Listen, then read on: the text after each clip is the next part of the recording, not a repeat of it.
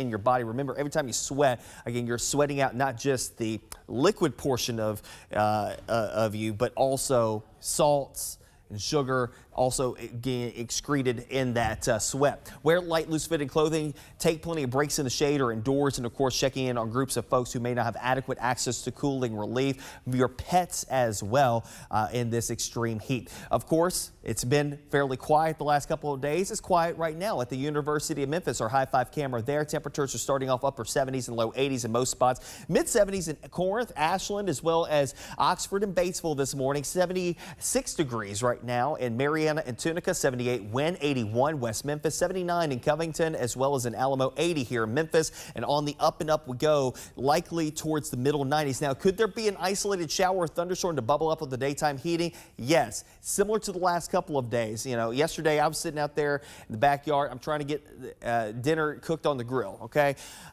And the slightest of downpours decided, as I want to cook some chicken last night, that it was going to rain. So it happens. Even the weatherman gets caught off guard a little bit, but it was only for like a couple of seconds. It was in and out of there, and then the sun came right back out right afterwards. But you know, and it comes down to it. Of course, you might catch a downpour in a few instances as we head through the afternoon hours for today. And I think tonight, maybe a few isolated spots, northwest Tennessee into places like Henry County, out towards Henderson County, Weakley County. You might catch a couple of isolated spots here and there. Low, upper 70s and low 80s to start off early on Tuesday. A few more downpours can't be ruled out. We'll pop up the rain chance around 20-30% for your Tuesday. If you're not seeing it though, underneath the core of that ridge, I mean, we're talking highs in the upper 90s, operating more like 110 to 115. I think tomorrow may be one of the hottest days that we've seen, even from the standpoint from not just the temperatures, but also the feels like temperatures, because again, we've got a big spike in humidity levels that will be surging in our direction. And Wednesday will be somewhat similar, though. Notice again temperatures in the mid 90s. So we start to see the ease starting to happen as we head through that time frame, as that ridge of high pressure builds farther to the west. Once that happens, we get on the eastern flank of the ridge. We're going to start to see that northwesterly flow developing once again, a front moving in our direction. That front will help to spark off some widely spaced showers and storms on a daily basis. And behind that, drier air is trying to punch in here. And that may help us out, but we've got to get to the end of the week before that really starts to happen. That spike there Wednesday, Thursday, Friday, that will coincide with some opportunities for rain. Notice the humidity levels coming down in a big way as we head towards the upcoming weekend, so much so that humidity levels and temperatures will likely be running below average by the time we head towards the beginning of the weekend and heading into early next week. This starts Sunday of next week and goes throughout much of next week. But I will say, I think the early portion of the week is the below average portion, okay? 92 the average high, but as we head towards the middle portion of the week, August 5th, so this is next Tuesday through the end of next week, the temperatures do start to come back up, back above average, and you'll see that here with the 10-day forecast. Again, a couple of days here where we're going to be dropping into the 80s for highs. That's not bad for this time of the year. Call it mostly to partly sunny here today. A first alert weather day to the high 95, operating more like about 108 here in the city. I think maybe as high as 113, 114 tomorrow when it comes down to the feels like temperature. So we'll probably expand that first alert weather day at least another day, maybe two, to include Wednesday. We'll start to see a little better chance for some rain and storms coming back into the fold as clouds begin to build in. Highs low 90s on Thursday, upper 80s come Friday into the weekend. Not a bad looking weekend. And like I said, the humidity levels coming down. So that will be somewhat nice. First day of school for Memphis Shelby County schools on Monday of next week. High of 90, a little below average for this time of the year, and the humidity levels don't look terrible, but they start to increase. We'll gradually see the humidity levels creeping back upward as we head through next week, and along with that, the temperatures getting back to the mid-90s, which is about average still for this time of the year by the mid-portion of next week. So the temperatures still going to be very high, it looks like, until this weekend. It looks like Friday, Saturday. Are we seeing much rain other than Thursday and Friday? You know, it just depends, really. Wednesday, Thursday, Friday, we've got that front backing in here. It will depend on how quickly it moves. I mean, there's going to be plenty of moisture. You know, there was an indication that I could bump up the rain chances just a little bit, but there was still some inklings that it just wasn't overwhelming. It was going to be more clouds than rain. So I think that there's some opportunities here that we could get some rain. Maybe not appreciable in every single location, but I think that, we might be able to eke out a couple spots, a quarter of an inch, half an inch of rainfall as we head through those days here. But, once we get to the weekend, at least some drier weather for the weekend, last weekend for many before school gets back into session next week. Of course, we've got several districts getting in. Quitman County went back here today. Wednesday, we've got Alcorn County going back, and I think North Tippah goes back on Wednesday, and then Thursday, DeSoto, Marshall, Lafayette counties, they go back on Thursday, and then the big one being MSCS going back next Monday. Of course, that's going to be a lot of folks back on the road, and of course, not bad. Again, that final weekend of summer for the kids, I think we're in good shape here based off of what we're seeing here today with the lower humidity in place and temperatures in the upper 80s. I think it's a good outdoor weekend. Maybe you get down to Tom Lee Park, get over to Shelby Farms, and just enjoy yourself for the final weekend of summer before we get into the heat of things again next week. All right, meteorologist Patrick Ellis kicking us off on a Monday with another First Alert Weather Day. Patrick, thank you. No problem. Okay, another live look from our High Five camera, and that's outside of our studios here at 1960 Union Avenue. You can see it. Sun is shining brightly already at 7:09, 80 degrees as you get up on this Monday morning.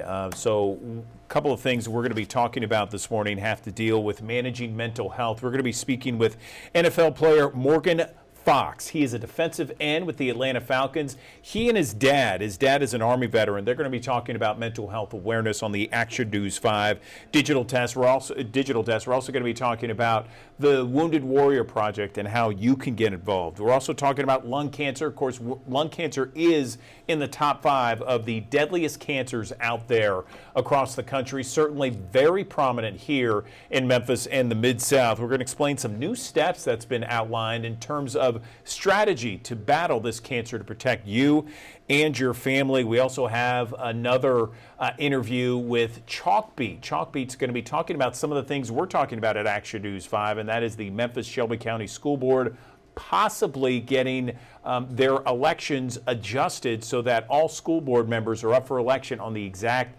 same electoral schedule.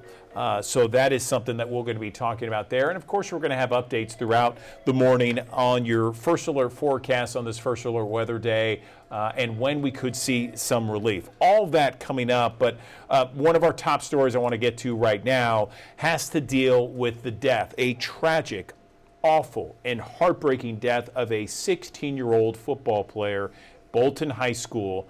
He has died, and right now the school system and his family are grieving as a result of this. The school system putting out a note with regards to this. Apparently it was a heat-related illness during practice earlier this month. Action News 5, Stephanie Douglas has the latest on not only the details of this case, but also the condolences coming in. Well, the entire MSCS school district says they're extending their deepest sympathies to 16-year-old Joshua Henderson's friends, family, and all that are grieving this immense loss. Henderson died Saturday in the hospital from a heat-related illness. On July 7th, Henderson passed out during football practice at Bolton High School.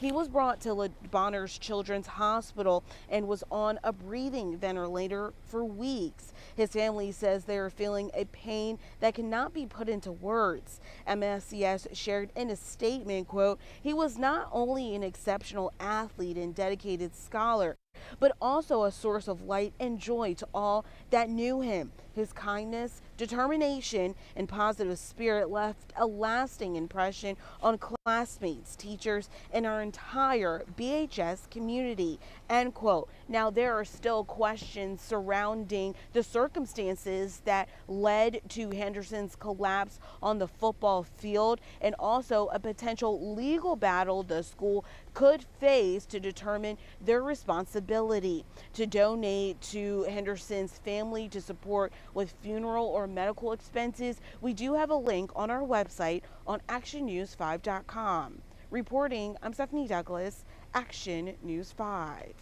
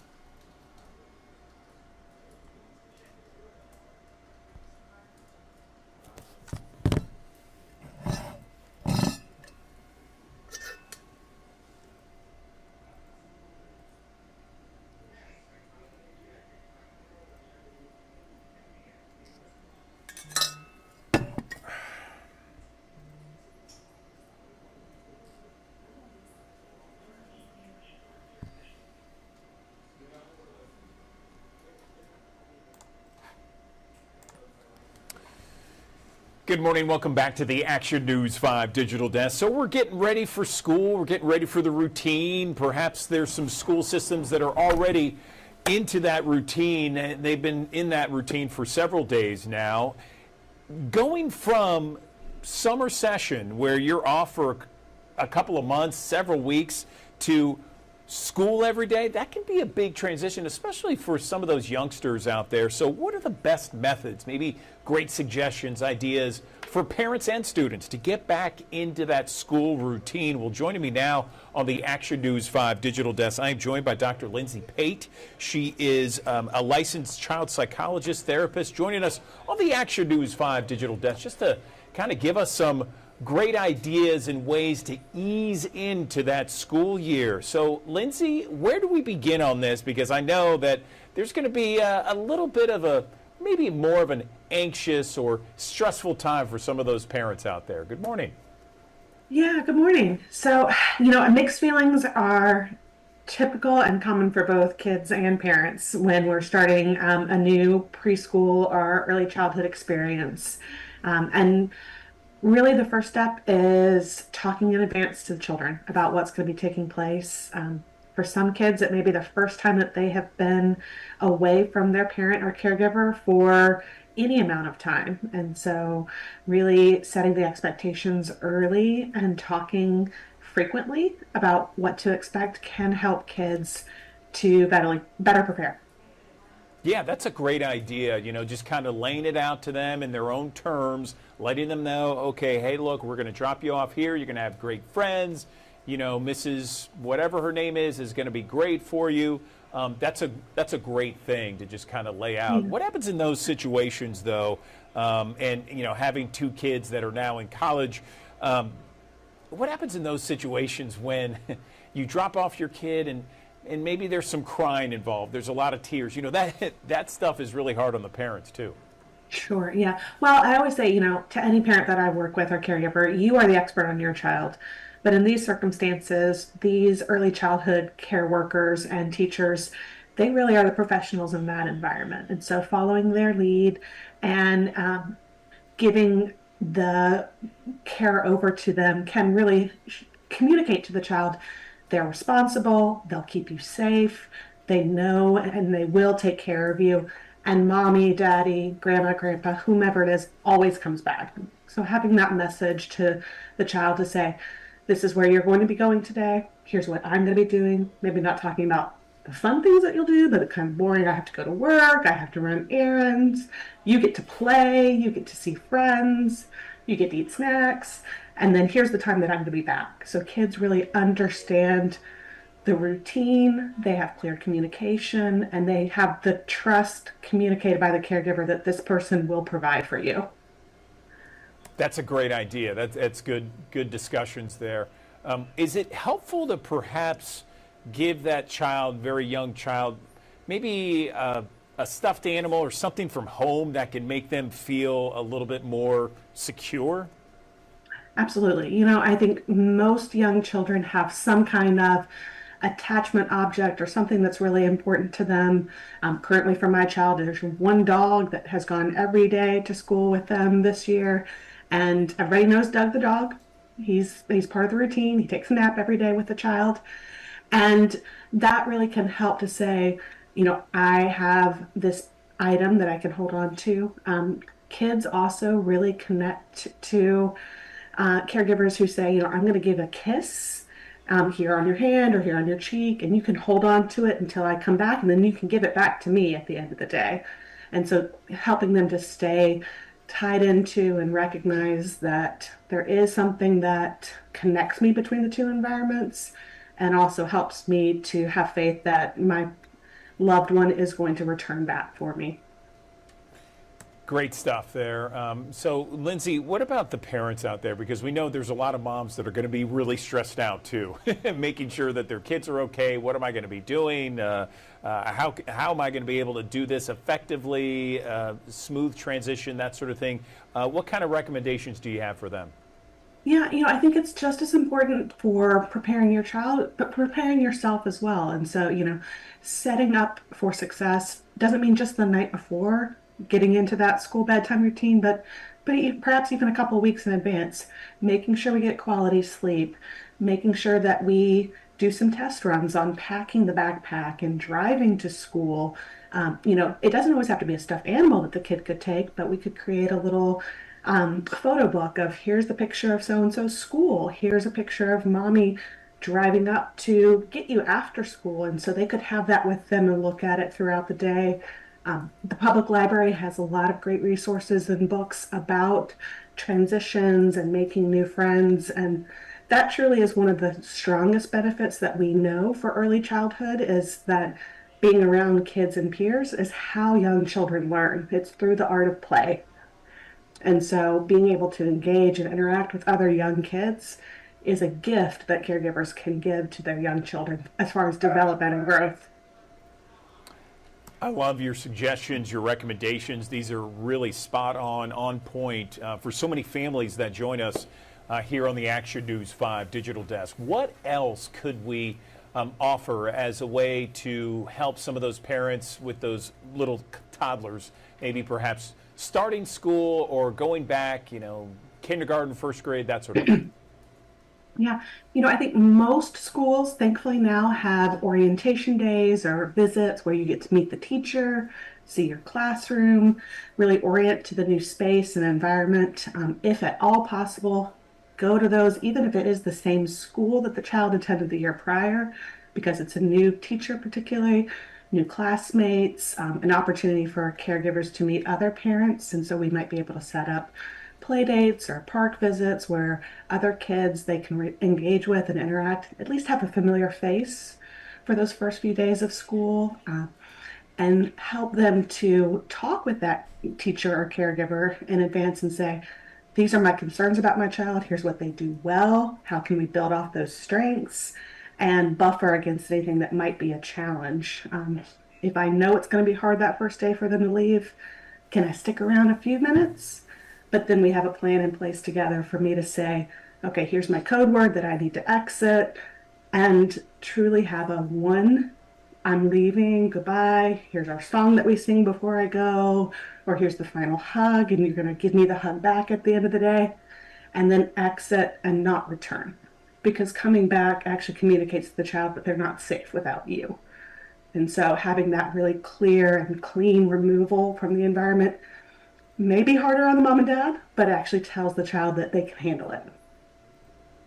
Yeah, that's great stuff. I enjoy that. And so many schools these days, have kind of a session before, or at least a meet and greet before school begins to kind of make sure you see the lay of the land. The kid does as well. You interact with the teacher beforehand. So I know that's beneficial for some families out there. Anything else you want to mention, Lindsay, before we let you go? I think just, again, routine, communication, and consistency. It applies pretty much across the board at this age range for young children. It's predictable. It helps them feel safe. It helps them normalize their experiences. But especially in a school setting where things are new and different, it can actually help calm the worries and the fears that your child may be having. Wonderful. Okay, Dr. Lindsay Pate, licensed child psychologist and therapist, joining us on the Action News 5 Digital Desk. Thank you so much for these ideas, suggestions, and ways to kind of ease in to that new school routine for all those little kiddos out there. We appreciate your time. Thank you. Thank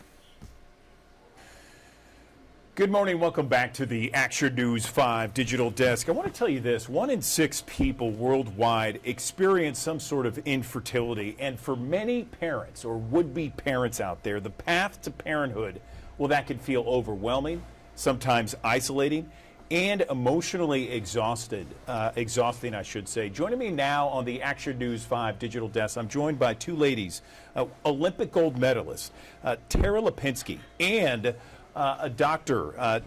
Lucky Seacon. She is a reproductive endocrinologist and an infertility specialist. They are joining me on the digital desk to talk about infertility. And Tara, good morning to you. I first want to begin with you. People very familiar with your Olympic record. Congratulations on all your success, your Olympic gold, that sort of thing. But you also had this battle with infertility. Can you tell us about that battle and how you're helping others? Good morning. Good morning. So yes, it was a long journey for us. We went on a 5-year infertility journey. We went through IVF and miscarriage, endometriosis, and then eventually we chose surrogacy to bring our daughter into this world. But we went through a lot, and I had 24 procedures over those 5 years, 8 egg retrievals, 6 failed transfers, 4 miscarriages.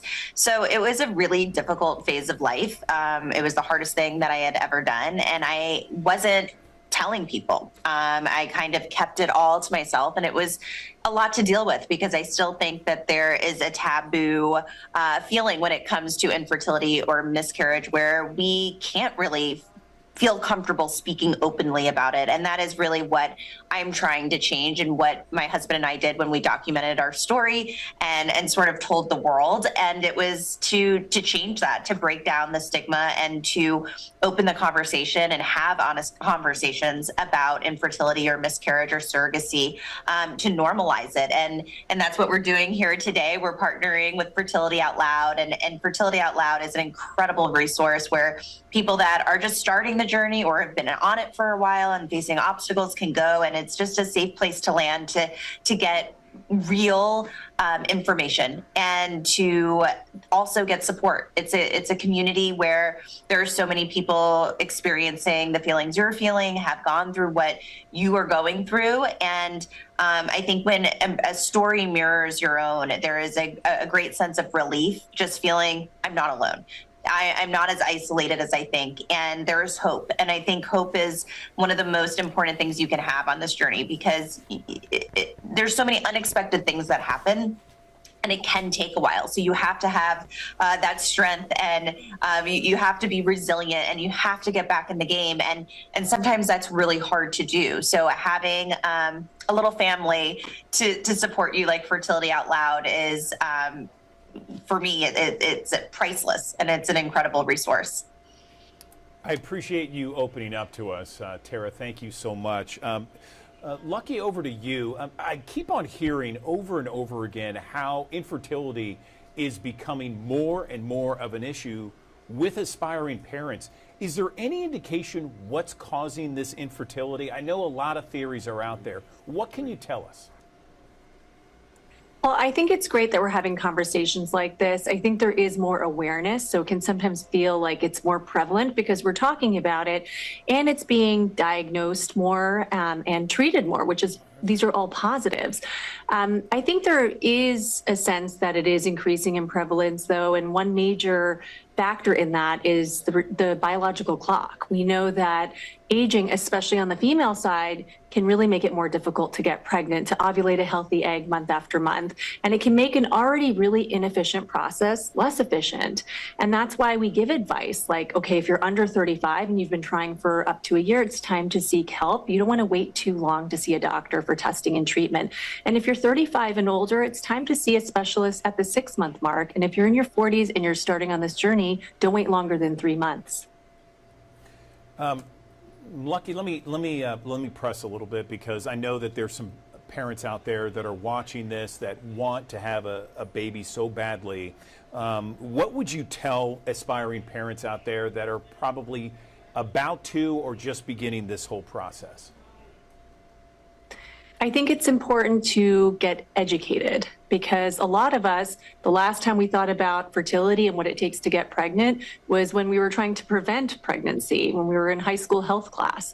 And unfortunately, society lacks the education needed to really understand this intricate process. So going to resources like fertilityoutloud.com, finding reputable sources to help guide you in your journey so you're not wasting valuable time. I think that's really the first step, is getting to know your body, tracking your cycle, and reporting things to your doctor early and often. If you have painful periods or they're irregular, don't normalize that, because there might be something going on that's deeper. And there can be lots of different gynecologic reasons that one can have trouble with conceiving. And it's important to really get to the bottom of these and get diagnosed sooner rather than later, because it is so time sensitive.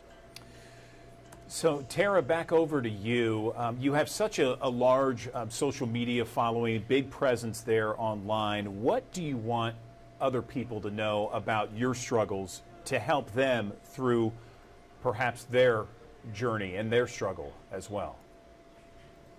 Well, it can be really hard to share these feelings with people outside of your immediate family. And that was something that I struggled with for so long. And I think, truthfully, every person's experience is so unique to themselves, and they need to do what's right for their mental health. If they don't want to share, then don't share. If you want to share, then share. And I think for me, I eventually got to that point where I wanted to share. And I just hope, that I can be a source of hope for people who have gone on long journeys. I can hopefully help empower people to advocate for themselves, to get educated, to find support. And at the end of the day, I just want to validate people's emotions through this process. And I think that's what struck me the most when I did tell my story, is the overwhelming response and support that I got from this community. And, there was so many times that, of course, I talked to my immediate family and friends and tried to explain what I was going through.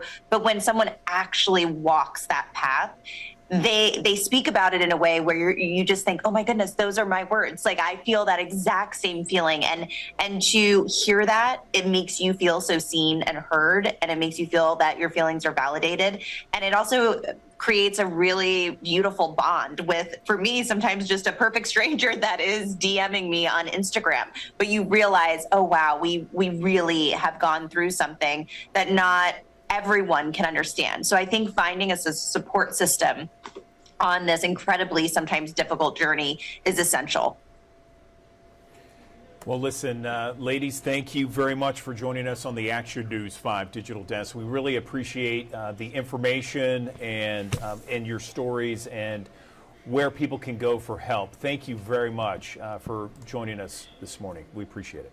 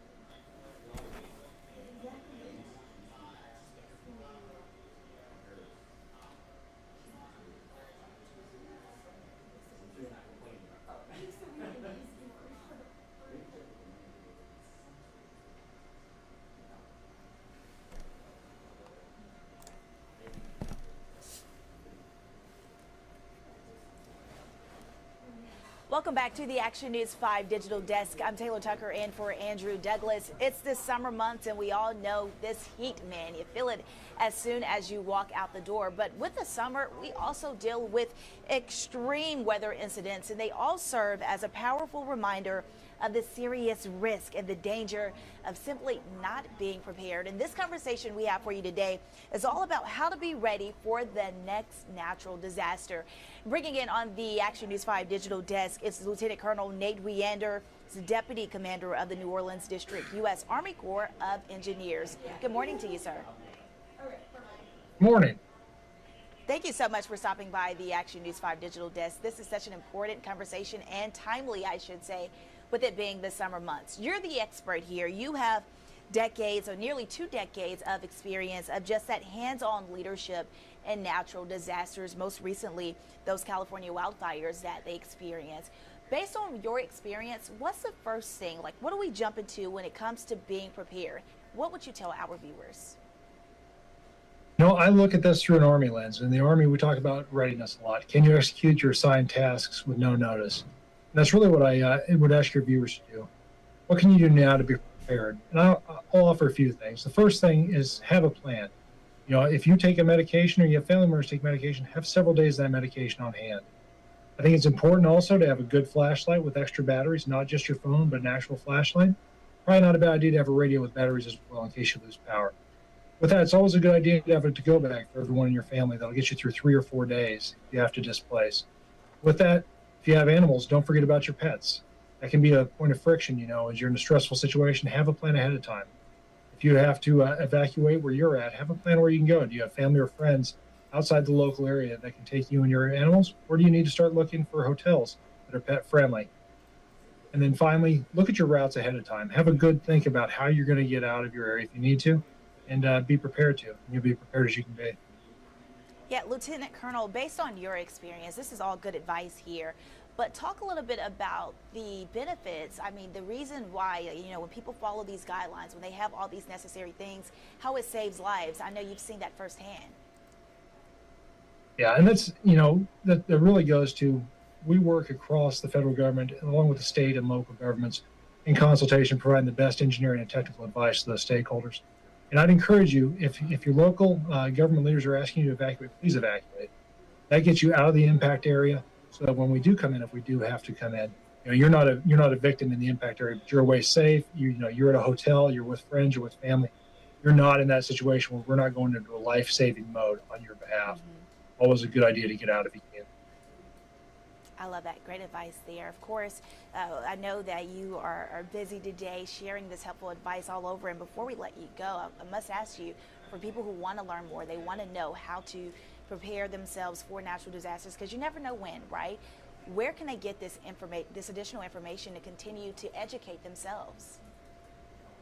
Yeah, so first I'll offer go to goarmy.com. The Army is very used to dealing with chaotic and challenging situations. So always good information there, as well as career advice if you've got young people in your life looking for a career of service or a career where they have an opportunity for some adventure.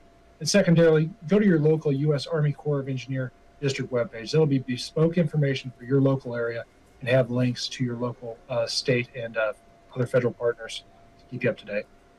You're hearing it firsthand from Lieutenant Colonel Nate Weander, the Deputy Commander of the New Orleans District, U.S. Army Corps of Engineers. Was there anything else that you were prepared to say or that you want to share on our platform today? I'll just tell you, the Army is a really wonderful organization. We're a worldwide organization. We have 250 careers. I've served with everyone from welders to surgeons on active duty. And then we also have the National Guard that responds to every emergency in their state, as well as the Reserve for a little bit different flavor. We're very good at this. If you've got young people in your life that are looking to grow themselves, to find a way to serve their nation, serve their community, and develop themselves, it's a wonderful career path. I encourage anyone to take a good hard look. We're honored to have you on the digital desk. Thank you so much for your service and all you do. Again, that's Lieutenant Nate Weander.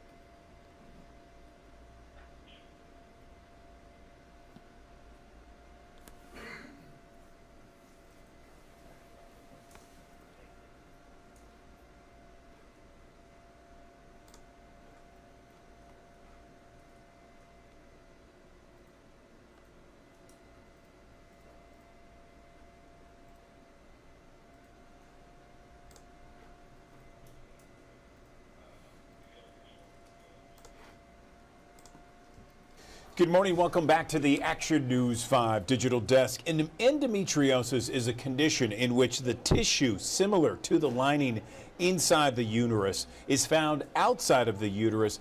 It can induce a chronic inflammatory reaction, can be very painful for women. In fact, about 1 in 10 women during their reproductive years have this kind of condition, and that's about 176 million women in the entire world. Let's talk about this condition more and what we can do about it with signs, symptoms, and treatment. I'm joined on the Action News 5 digital desk by Dr. Patrick Clayton, an OBGYN with St. Francis Hospital. Dr. Clayton, nice to have you back on the digital desk. So tell us about endometriosis. Good morning. Good morning. So what you said is exactly correct. It's a condition where that tissue is found outside of the uterus, typically in the pelvis, on the pelvic sidewalls, on the abdominal walls, even on the bowels, which can lead to a range of symptoms from chronic pelvic pain to cyclic pelvic pain, infertility, and a host of other symptoms like nausea, even diarrhea, painful urination. And with those symptoms, it can lead to a decrease in quality of life. It sounds like it. I mean, it sounds terrible. And 1 in 10 women have it, it seems like, based upon the numbers I'm reading from. And what is a woman supposed to do if number one, they're diagnosed with it, and number two, the best treatments that are out there available? So there are a range of treatments, and the first is to just talk to your doctor. It's not uncommon that women find that they think that their cycle pain is just normal, and for some women it can be, but for other women, when it gets to that point where it starts to interfere with your normal activities around the time of your cycle, or the chronic pelvic pain is so bad that you're not able to do your normal things, then that's when it's time to address it with your doctor, because there are treatments that can range from something like just starting on an NSAID regimen, even something like birth control pills or hormonal suppression can help decrease some of these symptoms. And then in severe cases, surgery may be warranted to help remove some of the endometrial implants, to address some of the scar tissue, and to help address the pain and other issues that are having that way. So I understand there's no cure. Where does it come from? Is this a genetics kind of thing? That can play a role. The whole origin of it is not completely understood. There's some thought that it may, during the menstrual cycle, some of the endometrial tissue goes out through the tubes and into the endometrial cavity, or I'm sorry, into the abdominal cavity, and implants that way. But those are just theories at this time. Gotcha. And can you go through maybe some of the symptoms again for our audience, just so perhaps you might be reaching someone that is wondering what's wrong with them, and they might not be familiar with this? The classic symptoms would be increasing pain starting right before your cycle, or even a few days to a week before your cycle, chronic pain through your cycle, like cramping. Some patients will have diarrhea if the implants are on the bowel. Some patients will have pain with urination if those implants are on the bladder. And typically, as the cycle goes, then the pain improves for a period of time. Now, some patients do have chronic pelvic pain because endometriosis leads to chronic inflammation and scarring. Some patients can have infertility due to that inflammation and scarring. Anything else we can touch on, doctor, when it comes to endometriosis, signs, symptoms, treatments? We have thousands of people that watch us here on the digital desk. The biggest thing I would say is if you're experiencing any of these symptoms, I would address it with your doctor, because it's something that, while we don't have a cure for it currently, it can be treated, and hopefully can, with the goal of improving the quality of life, restoring regular cycles without as much pain, and potentially improving fertility for some patients. Okay, Dr. Patrick Clayton with St. Francis Hospital. Appreciate the info, the knowledge here on the digital desk. I know it's helping a ton of people out there. Thank you so much for your time.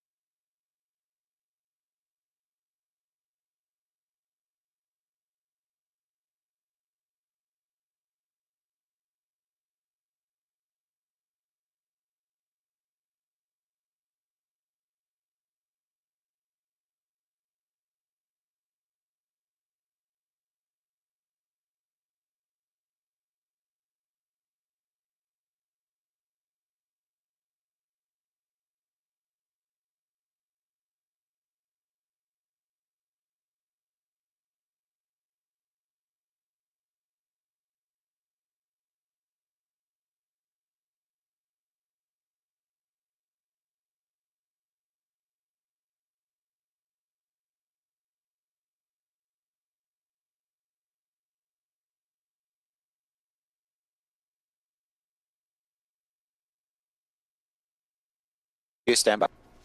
Well, good morning. Welcome back to the Action News 5 Digital Desk. As screen time soars for everybody out there, it's time for parents to put some limits on screen time for their kids. I mean, every parent out there should be putting some sort of limits on screen time, whether it's an iPad, a computer, a cell phone, even TVs. You got to put limits on that stuff. Get the kids outside, being active, playing in activities, that sort of thing. Well, we have some ideas, some great ways and suggestions to do just that, because too much screen time can really hurt your child's eyes. Joining me on the Action News 5 Digital Desk, I'm joined right now by Dr. Felicia Timberman.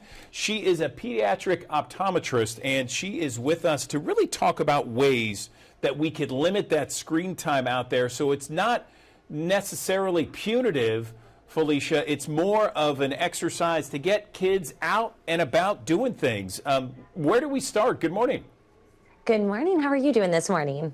I am doing well, Felicia. So let's talk about some of these ways that parents can use in order to get kids away from those screens. Absolutely. Well, let's just start first. What is myopia? Well, it's also known as nearsightedness, and this is actually due to the eye growing longer and faster than it should. And that's what's causing distant objects to appear blurrier out in the distance. And this could have a huge impact on the lifestyle of children, particularly as they're going into the learning environment and being in those types of settings. And the overall risk or the rate of development is really associated with those changing lifestyles of children. As you mentioned, spending less time outdoors and more times on screens. Yeah, so tell me about, you mentioned that rates of nearsightedness, myopia, are going up, they're jumping up, they're spiking. How much actually are we seeing? Yeah, so by the end of this decade, 2030, can you believe that's 5 years from now? We are seeing that about 50% of the North American population is projected to be living with myopia. So this is why it's such a concern. But also what's concerning is that we're seeing children develop it at much younger ages. And what we know from research is that the earlier the onset, the faster the progression. So it's really important to encourage that outdoor time. And research shows that 1.5 to 2 hours a day minimum can serve as a protective factor in either delaying or preventing the onset of this condition. But also it goes hand in hand of really limiting that screen time as well for recreational purposes. So, Felicia, we have thousands of people who watch us each and every morning here on the digital desk. And I know that there's some parents out there that say, well, you know, Felicia, you're right. We need to be having more fun outside, but it's so hard to get my kid to go outside. What recommendations do you have? Yeah, so even if you have to segment that, at least if we can get a minimum of 90 minutes of outdoor time, we know that's going to benefit the child overall. So it doesn't have to be all at once, but that's going to serve as a protective factor. But also we're finding this association of screen time and near work that's also related to the development and the progression of myopia. So really trying to limit that, find activities, hobbies that the child can enjoy. That's also going to be important and healthy for their eyes and their visual development.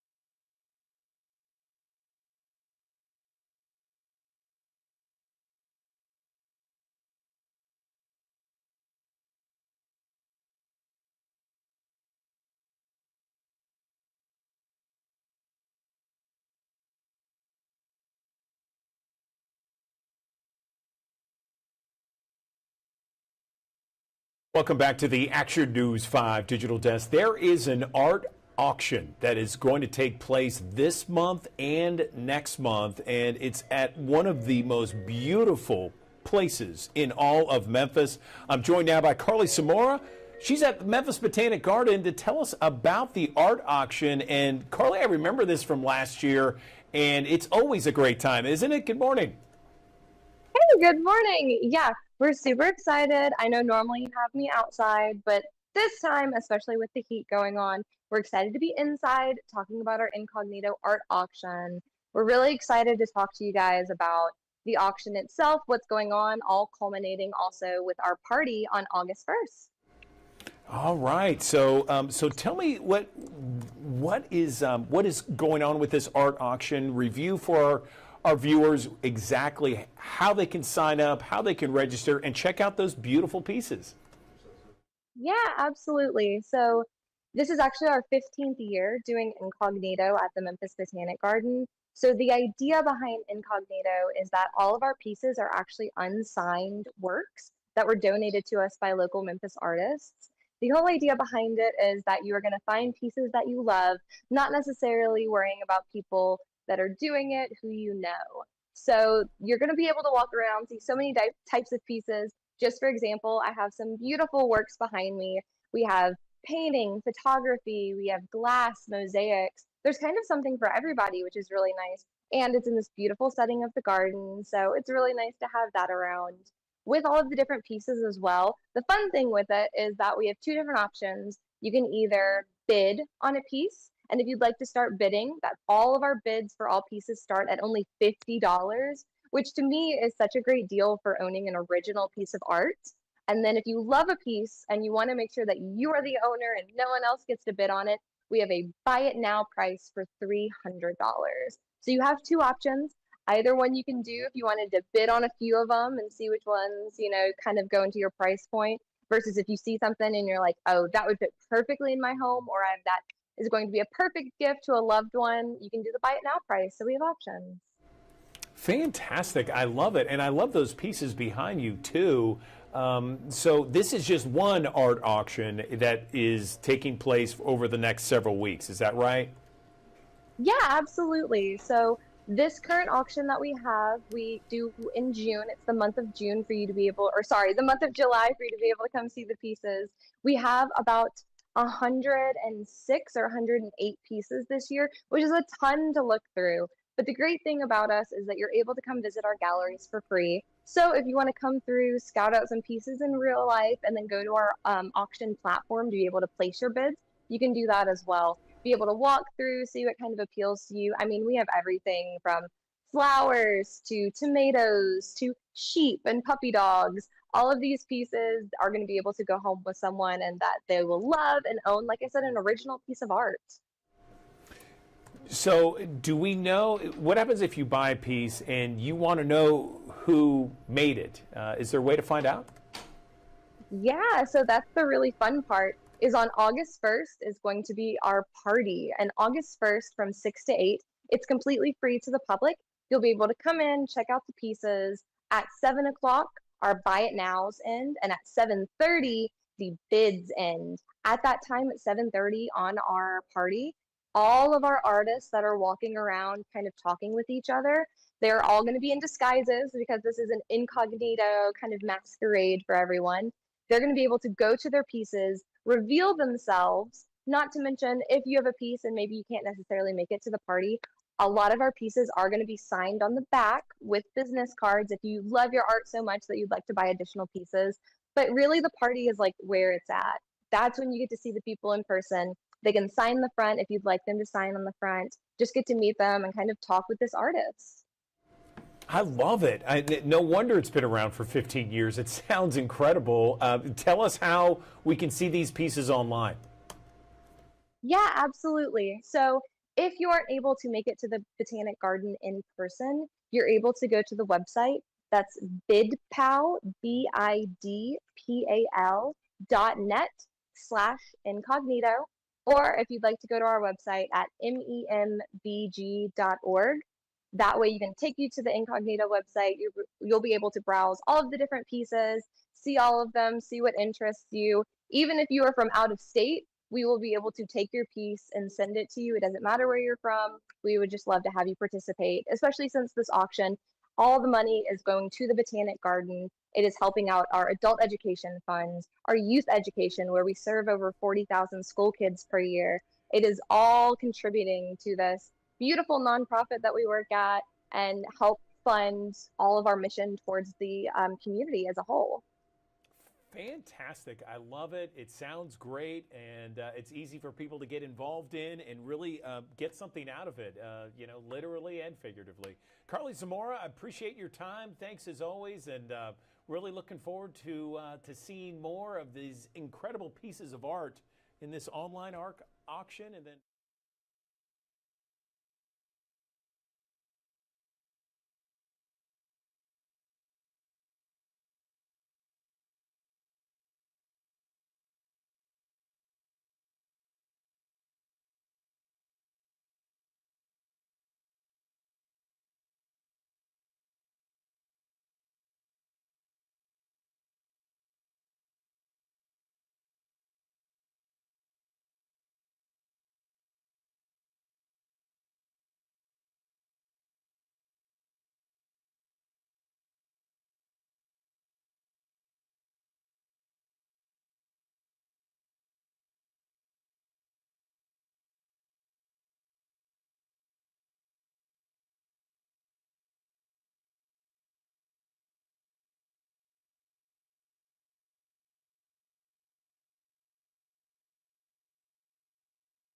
Thanks for joining us here on the Action News 5 digital desk here on a Monday. A first alert weather day expected here again across the Mid-South. The early portion of the week still featuring the dangerous heat. Of course, we've had a little bit of a backslide the last couple of days to ease us back to average, but of course it adds a little extra umph into the area with this upper ridge building back on top of us. That'll push the temperatures back in the middle to upper 90s. Feels like temperatures up around 115 degrees at times here as we go through the course of the day. 95 our forecast high here today.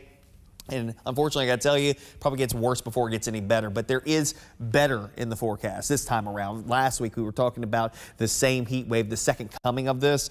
It seemed like it was never ending. But it does look like now there are some indications that will bring our temperatures down as we head towards the end of this week, but not before we get back to feels like temperatures 105 to 110 here as we go through the course of the day ahead. Feels like temperatures by lunchtime, anywhere from 105 to 110, depending on where you are. I think the Delta locations, once again, Tunica, Clarksdale, Marks, Helena, West Helena, these areas that tend to be a little bit higher will likely be higher once again, where we're talking 110 to 115 in those locations. Most other locations across western portions of West Tennessee, northeastern Arkansas, probably 110, probably your max out temperature, and then feels like temperatures about 105 to 110 across eastern portions of West Tennessee and northeast Mississippi. This will be a common trait. I think even worse tomorrow, unfortunately, just because the humidity levels are going to be on the up and up as we go through a very hot day. Actual air temperatures will probably top out middle to upper 90s. Drink plenty of hydrating fluids, wear light, loose-fitting clothing, plenty breaks in the shade or indoors, and of course checking in on groups of folks who may not have adequate access to cooling relief, and also make sure your pets are taken care of as well. Of course, this heat's going to be relentless, at least between now and the next few days. Maybe a spotty downpour or two bubbling up with the daytime heat. If you get caught underneath that, hey, at least it cools you off for a couple of minutes, but of course that steam comes right back as soon as the sun comes right back out. Temperatures, though, in the middle 90s this afternoon. Most of the showers and storms that are able to bubble up here today, I think we may have a couple more that redevelop across western Kentucky and northwest Tennessee. They'll drift down closer to the Tennessee River overnight tonight, fading away by early tomorrow morning. A few passing clouds early on your Tuesday, a mixture of clouds and sunshine. Otherwise, temperatures right back in the upper 90s. If you don't catch a downpour, I think it will be quite hot tomorrow, and the humidity levels are a little bit higher tomorrow rather than what we saw even last week. So I think the feels like temperatures do have a bit of staying power throughout the course of the day. 10 o'clock still in the low and mid 80s at that point, eventually bottoming out upper 70s to low 80s early on Wednesday. A few more spotty downpours, mid 90s expected to come Wednesday afternoon. Of course, the first alert weather day all in conjunction with this big ridge of high pressure that will be backtracking westward. This is the one that was sitting over the Carolinas during the course of the latter portion of last week.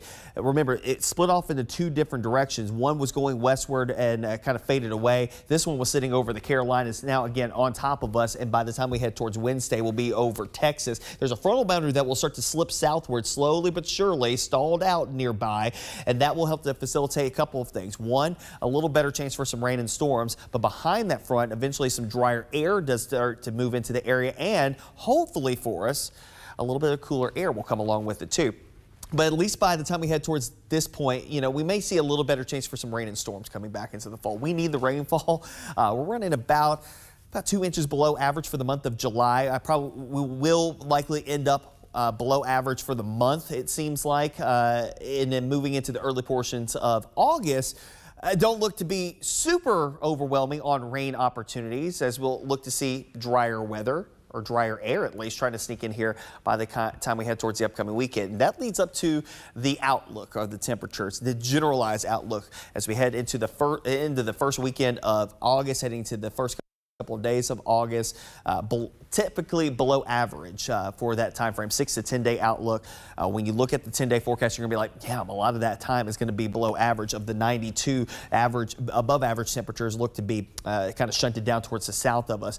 But don't get so used to it, because it does look like that heat does start to build towards the back end of next week. So the 8 to 14 day outlook, so we're looking now days 9, 10, you're gonna start to see the temperatures coming back up slowly but surely. And I think by the time we head towards the following weekend, the second weekend of August, we're probably going to be talking some pretty toasty temperatures once again here across the region as we get into that summer doldrums pattern. And really, we have not seen very much variability in the forecast in the last, 2.5 weeks. It's been pretty steady state.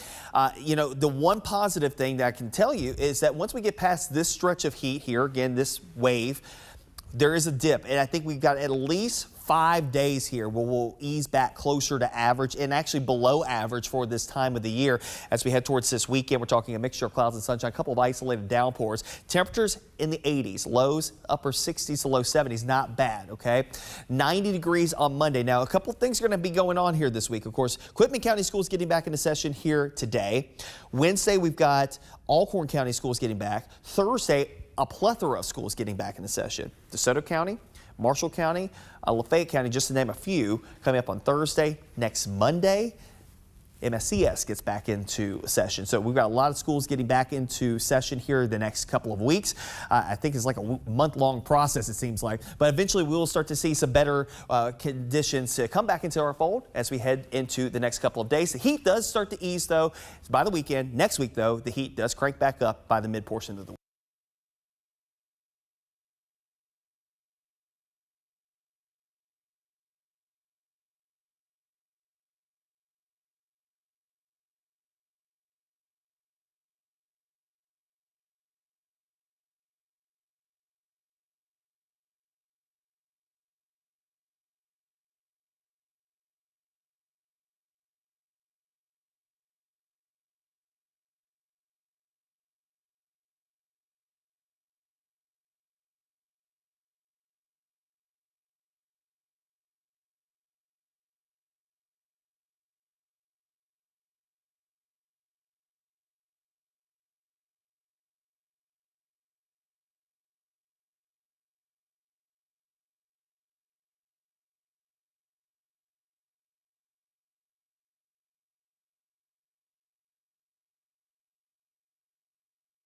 Good morning. Welcome back to the Action News 5 Digital Desk. I am so proud about our next guest joining us on the Digital Desk. College game day analyst Kirk Herbstreit joining us right now to talk about a little college football, hopefully, and then also going to be talking about a brand new docuseries, Kirk. I'm very interested about it. Of course, your special bond with Peter, your golden retriever. Man, is that social media gold or what? Good morning to you. Good morning, Andrew. How are you? I am doing great. First off, let's talk a little bit about this docuseries you got up. Tell us where we can watch it. What's it about? Well, it's called Fueled By. It is a docuseries about myself, and you'll also have a chance to get to know 3 elite athletes: George Kittle of the San Francisco 49ers, Rose Lavelle, who plays on the U.S. women's national team, and Sophia Wilson, who also plays on the U.S. team. Just to a relationship that, me and my dogs, I have 4 dogs total. That's Peter coming down the hill there. That's my youngest, Bo, with the tennis ball in his mouth. They're a big part of my life. I treat them like family members, but you also have a chance to learn about George Kittle, not only the athlete, but the dog owner, why he loves his 2 dogs so much, Rose Lavelle and her dog. So it was a lot of fun to get to know these folks, not only as great athletes, but also, again, as people who love their dogs and look forward to getting back home and seeing those big smiles and just enjoying that relationship. And where can we see this and what time? Yeah, if starting really today throughout the rest of the summer and into the fall, if you go on YouTube and search Pro Plan, you will see these videos. There'll be a new one that pops up every week, and hopefully people will enjoy this journey that we were on.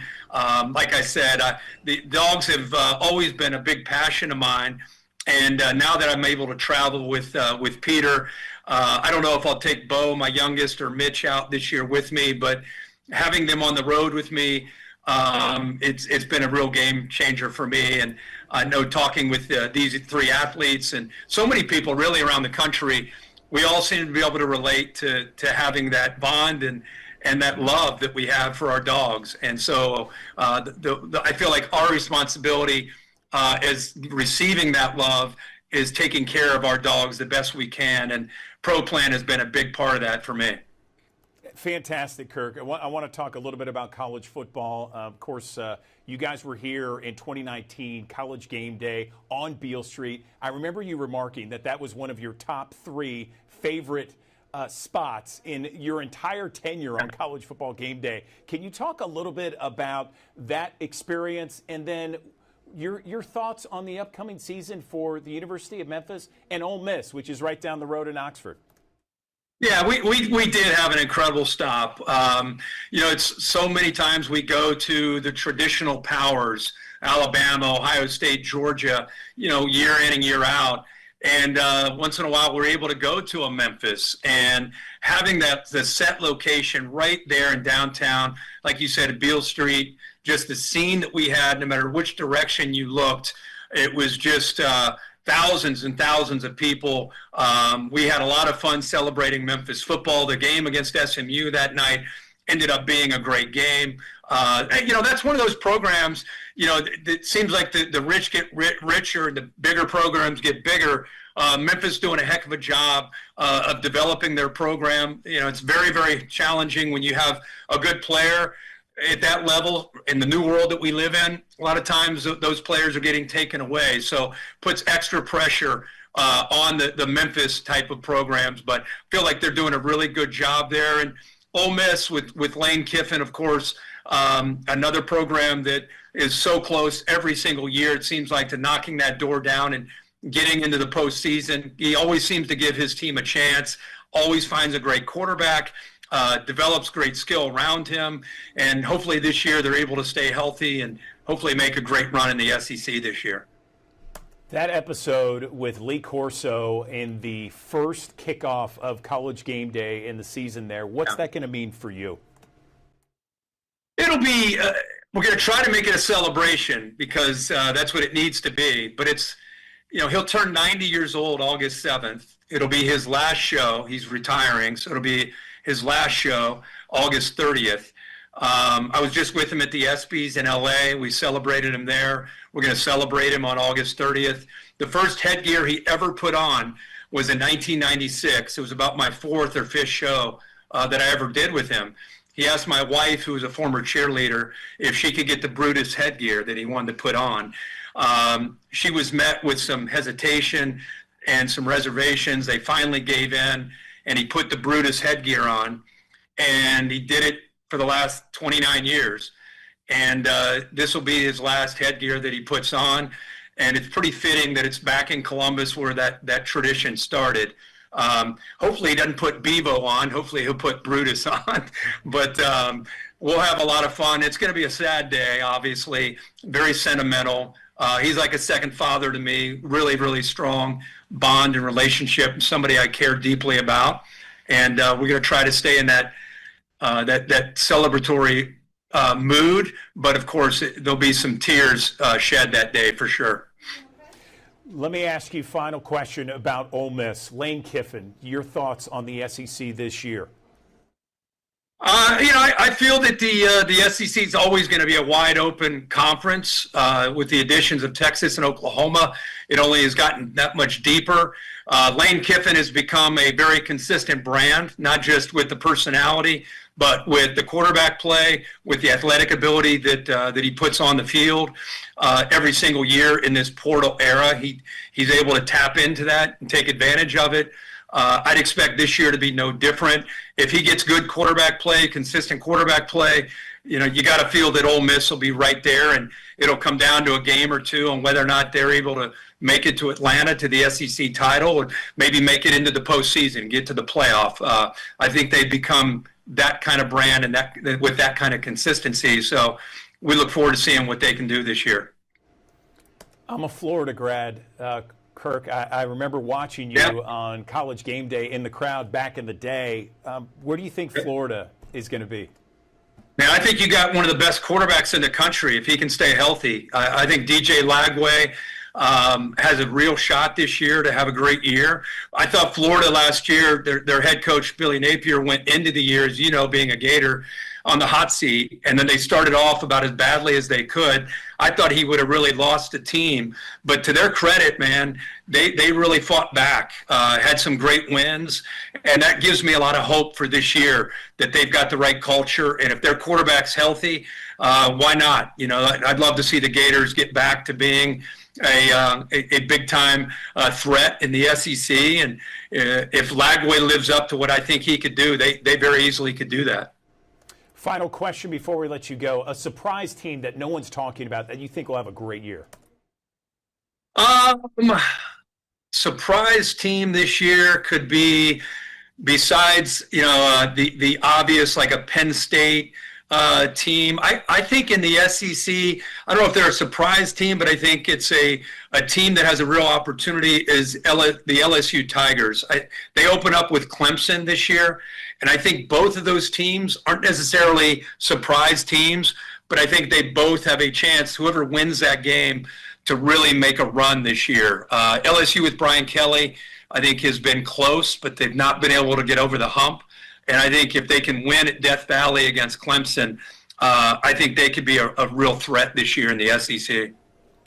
Kirk Herbstreit, really appreciate you chopping it up with me about College Game Day, college football season. I love it. I'm already excited for it. I'm jonesing for it right now. Congratulations on your docuseries, and we appreciate your time on the Digital Desk. Thank you. You got it, man. Thanks for having us. Really appreciate it. You got it.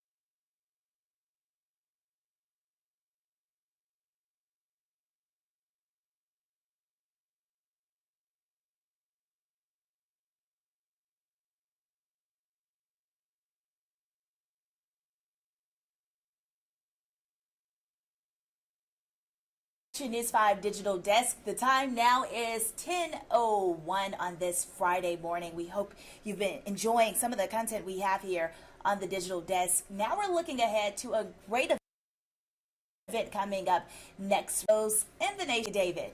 Good morning, Taylor. How are you doing? Pretty good.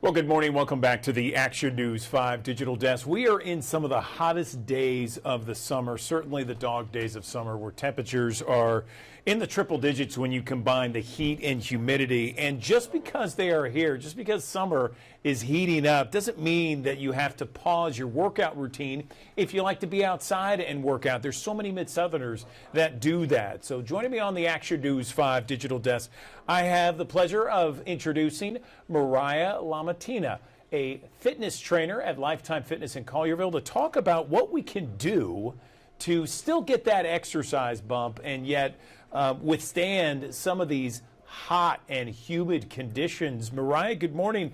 Where do we start when it comes to having that perfect exercise routine while staying safe in these dangerously hot conditions? Good morning.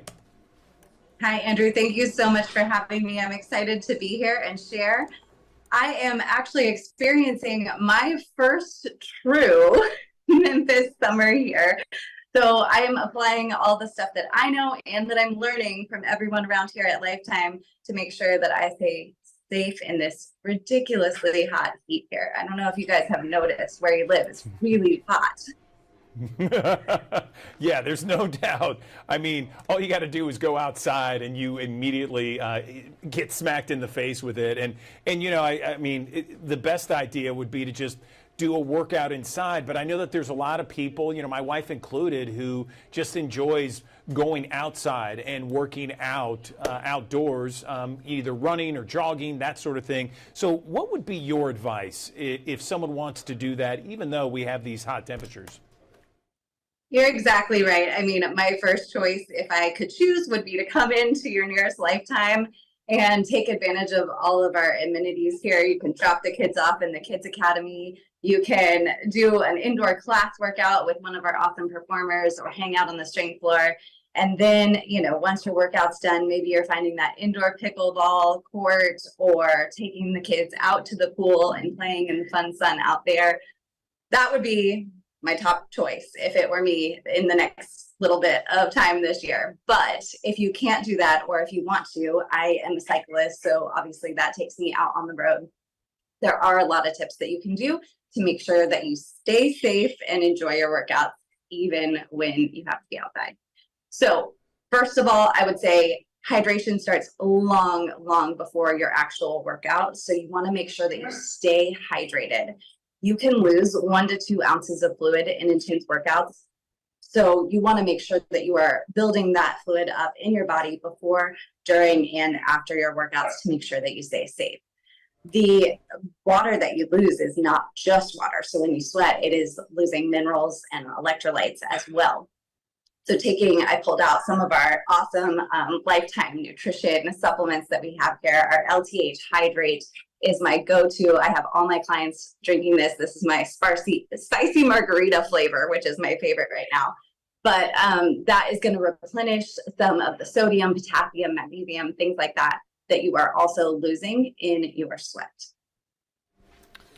Great advice there. I love it, Mariah. I mean, and you're right. I mean, it's so important to maintain that hydration way before you go out and exercise. And I know a lot of people try to beat the heat, as many people say, by working out either in the early morning or late in the evening. Would you recommend that? Yes. I think early morning, get it done before the sun is just beating down on you. It's going to be a great way to start your day and your routine anyway, before work and kids and things get busy. Life happens and we find reasons to not get it in anyway. So get up, get it in early. That's going to be the coolest time of the morning. I've been walking at night as well, but it's not cool until I don't even know if it gets cool, if I would consider it 8 or 9 p.m. cool anymore, but that will be your safest times of the day if you can plan for that. You know, I know a lot of times we want to wear, skin protection, SPF, 30 or higher. But, a lot of times I hear the complaints that if you wear a lot of, sunscreen out there, it just makes you sweat even more. And then you can't reapply while you're working out and it's a big pain. I mean, where do you stand on that? I am all about sun protection. You can see this blonde, fair skin here needs it. So I recommend doing it, even if it's not the most comfortable thing for you, making sure it's a high quality sunscreen with, like you said, 30 to 50 or more would be great in the SPF range. And then also you can wear light clothing. Sweat wicking fabric is great because it's going to keep you drier, and light clothing, right? Because you're going to bake if you just try to wear that really dark clothing in the bright sun. Yeah, good point there. Where do people, do you think, Mariah, make the biggest mistakes when it comes to exercising outdoors? Probably focusing on the intensity of the workout and not listening to your body. So that is the most important topic that I can address today. You want to always listen to those warning signs. Your body is trying to tell you how it's feeling. And if you're just deciding to push through for the sake of one workout, that's not going to help you in the long run. We're working out for health. We're working out for longevity. We're not just trying to check off this one intense workout. So make sure that you know the signs that your body is telling you if you're starting to feel a headache or you're starting to get cramps. You know that that dehydration is probably there and you're going to need some electrolytes and some water to hydrate. If you start getting past that point, heat exhaustion is real and you can start feeling more symptoms, more intense symptoms where you're feeling dizzy or you're even sweating more profusely than you were before.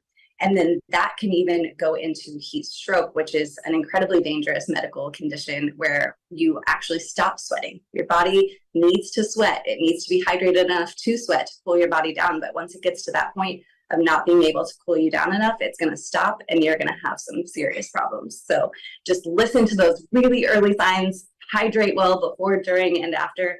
Make sure you never even get to those points. Good advice, Mariah. Anything else before we let you go with regards to hydrating, water, electrolytes, anything? I think those are the big things. Just be careful, listen to your body. One workout is not worth, destroying everything that you've been working for and getting sick. So just making sure that you're replacing those electrolytes. Water, the recommended dosage is usually half of your body weight in ounces for a general rule of thumb, which is great. So if you were 160 pounds, you would want to drink about 80 ounces of water a day. But when you are out in the heat, that is just not going to be enough. So you want to make sure that you're drinking about 16 to 20 ounces of water during that workout. Make sure you're rehydrating every hour so that you really stay healthy and hydrated and safe. I don't know if we should talk about urine on the news, although I have Crohn's disease, so I usually end up talking about all kinds of things on my conversations with my clients. But if you check your urine color, that is going to tell you a lot. Your body is trying to tell you. So if it's light and pale, you are doing good, you're drinking well. But if it starts to get into that darker amber color, you really want to be careful and make sure you're getting those fluids in.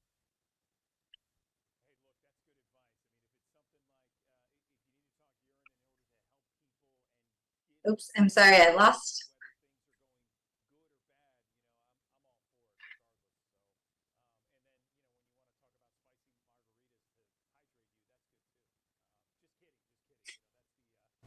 Can you hear me? I'm sorry. I'm so sorry. I lost audio there for it. Now I can hear you. No, what I was saying is the color of the urine is very important. Again, that's one of your your body is telling you, hey, look, you got a problem, or you're in the clear. When you talk about spicy margaritas to hydrate, maybe people get the wrong impression. But no, we're talking about the actual right. We're talking about electrolytes and the mix there. So no, totally get it. Really appreciate this, Mariah. Thank you for joining us on the Digital Desk, just to kind of give everybody friendly reminders out there, refresher on how to stay safe in this heat if you do want to exercise outside. We appreciate your time. Thank you so much. And if you can move it inside over the next couple weeks, I would prefer to do that for the most part. We have a Lifetime app that actually is free for members and non-members, and that you can download and get all kinds of free classes and content. That's also where you can find our supplements, and you don't have to be a member to take advantage of those supplements either. So just drop in the app and maybe find a workout that you can do in your home and stay out of that heat when it is those crazy heat advisories here. No question about it, Mariah LaMattina joining us on the Action News 5 Digital Desk. We appreciate your time. Thank you. Thank you so much for having me.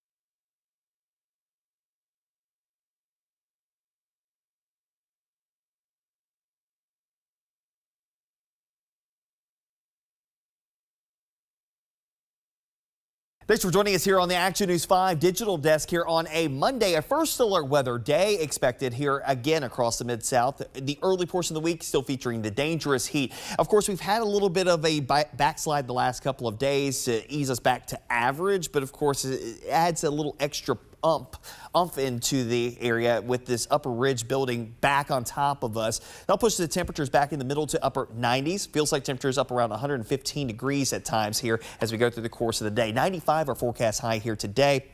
And unfortunately, I got to tell you, probably gets worse before it gets any better. But there is better in the forecast this time around. Last week, we were talking about the same heat wave, the second coming of this.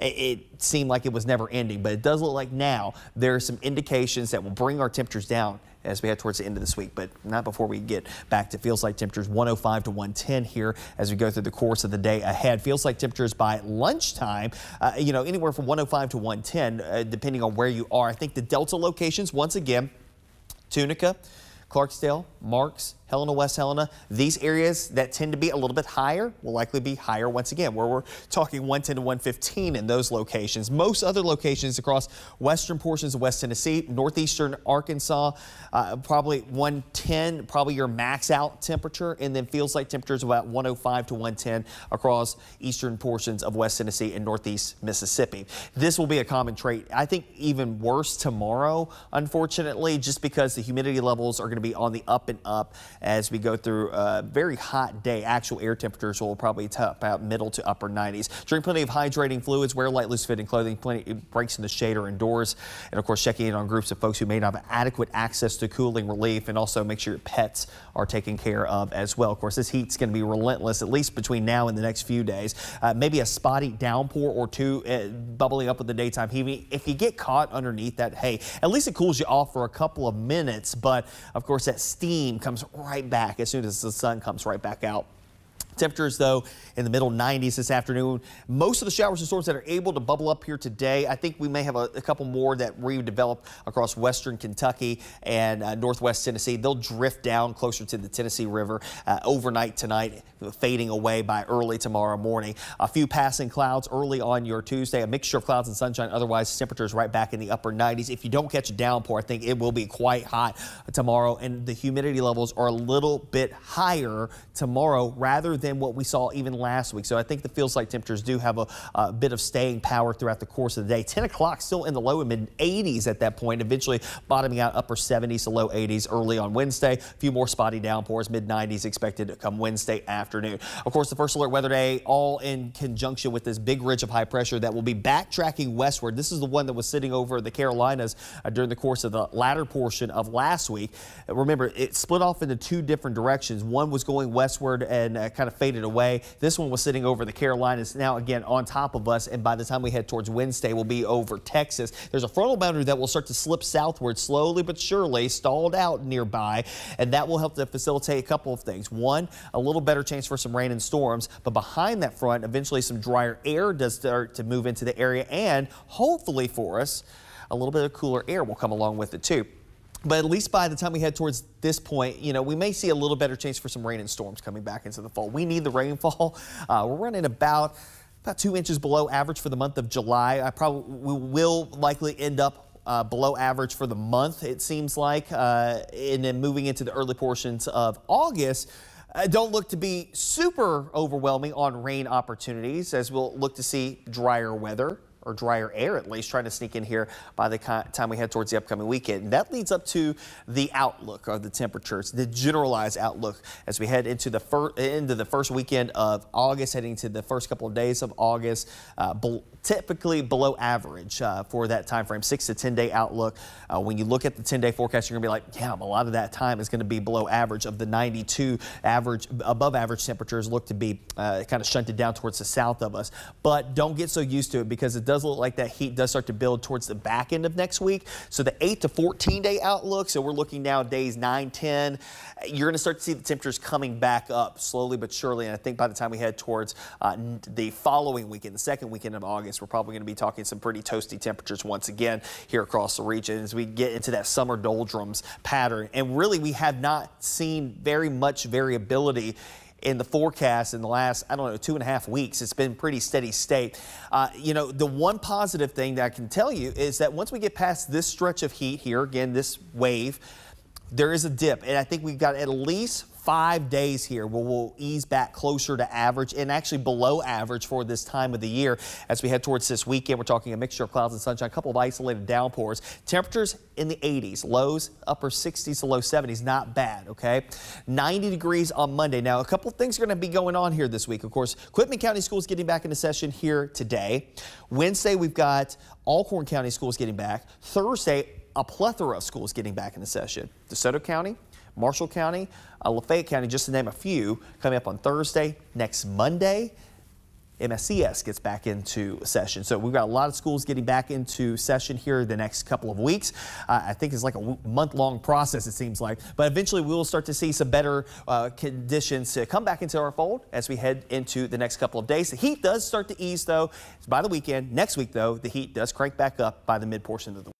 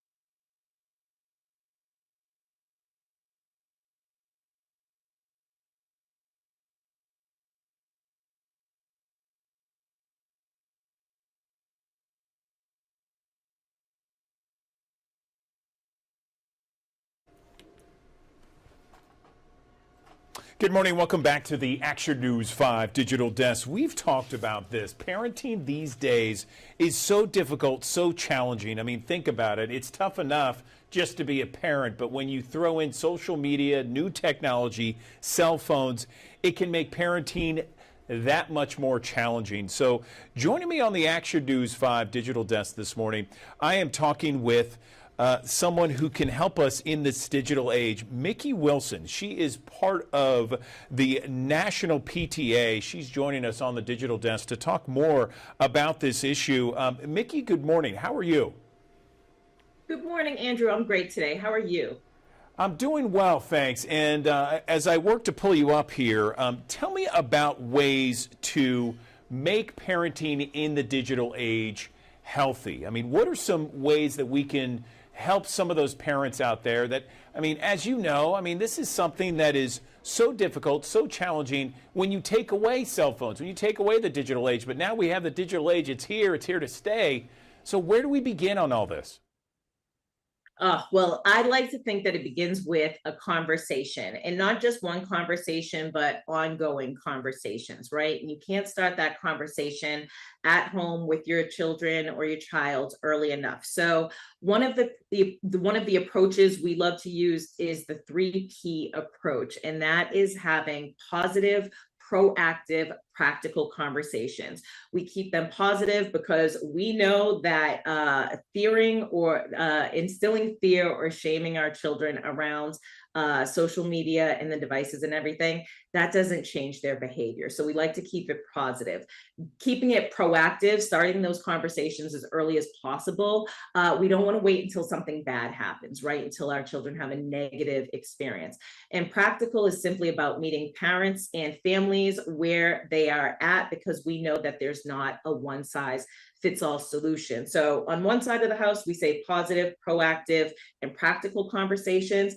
And then we also like to encourage the talk, try, and teach method. If you are worried about the social media apps and the games, we encourage you to talk to your children about the apps and the games that they're using. Try the apps and their games with them, right? And teach them security and privacy settings that help keep them safe. So those are two approaches in relation to the conversations, but also the role modeling and meeting your child where they're at to learn more about how they see social media and technology.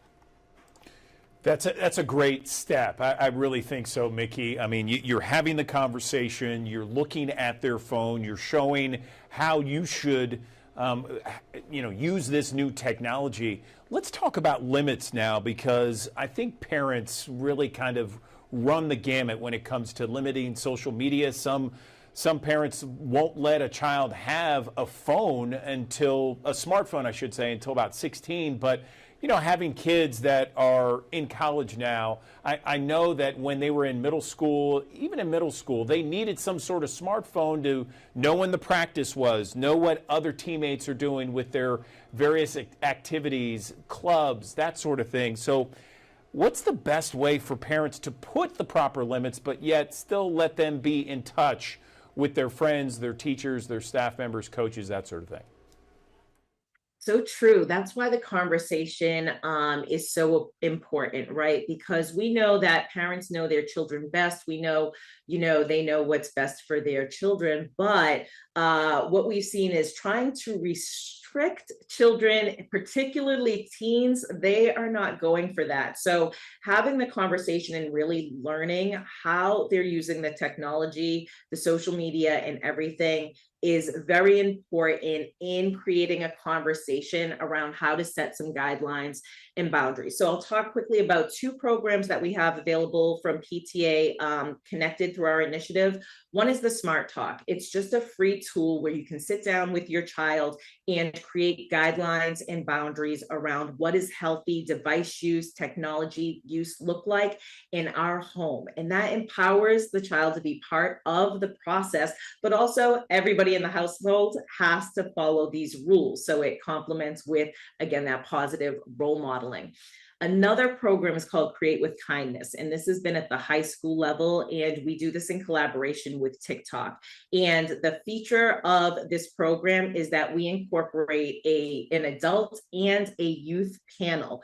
We really get to hear from youth how they're using technology, why it's important to them, and then they also tell parents the things they should not fear, because parents sometimes come in with the doom and gloom because we want to protect our children. But the teens are saying, like, look, we're very aware of what's going on too. We actually need this because it complements our lives, right? Educationally, visiting college campuses and whatnot. And one thing I've heard interesting from teens is they are very aware. They cannot wait until they're 21 and an adult to learn about the technology and have access to phones too. So again, starting an earlier conversation gets everybody on the same page, takes away a little bit of the fear, and allows us to figure out what is the best approach for our child, our family.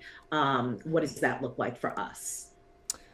What about parental control apps out there, Mickey? There are a lot that people can install on their phones and on their kids' phones to just kind of monitor what they're looking at. Yeah, there's a lot. I would say there are apps out there for parental control, but I would really recommend that the social media apps that we're currently using, right, from the Instagrams to the Facebooks to the TikToks and whatever have you, they're not going anywhere anytime soon. And in collaborating with these companies, they have enhanced and optimized their parental controls, the safety features. We find a lot of times that parents don't often know all of the features they have access to be able to monitor and get a sense of how much their kids are using their devices too. So I would encourage parents, families, caregivers to get very familiar with the privacy controls, the parental controls, and the settings that are native to the social media apps that your children are already on. Is there a place online where we can kind of look at some of the things that you offered and suggested in our interview? There absolutely is. I encourage you to visit our website at pta.org/connected. There, you're going to have access to all of our resources. These programs, resources, and tools are completely free. You could download them today and start, but you go there, you're going to find everything that you need. Okay, Mickey Wilson with National PTA. I appreciate this discussion, and I know that our viewers also did as well. Thank you. Thank you.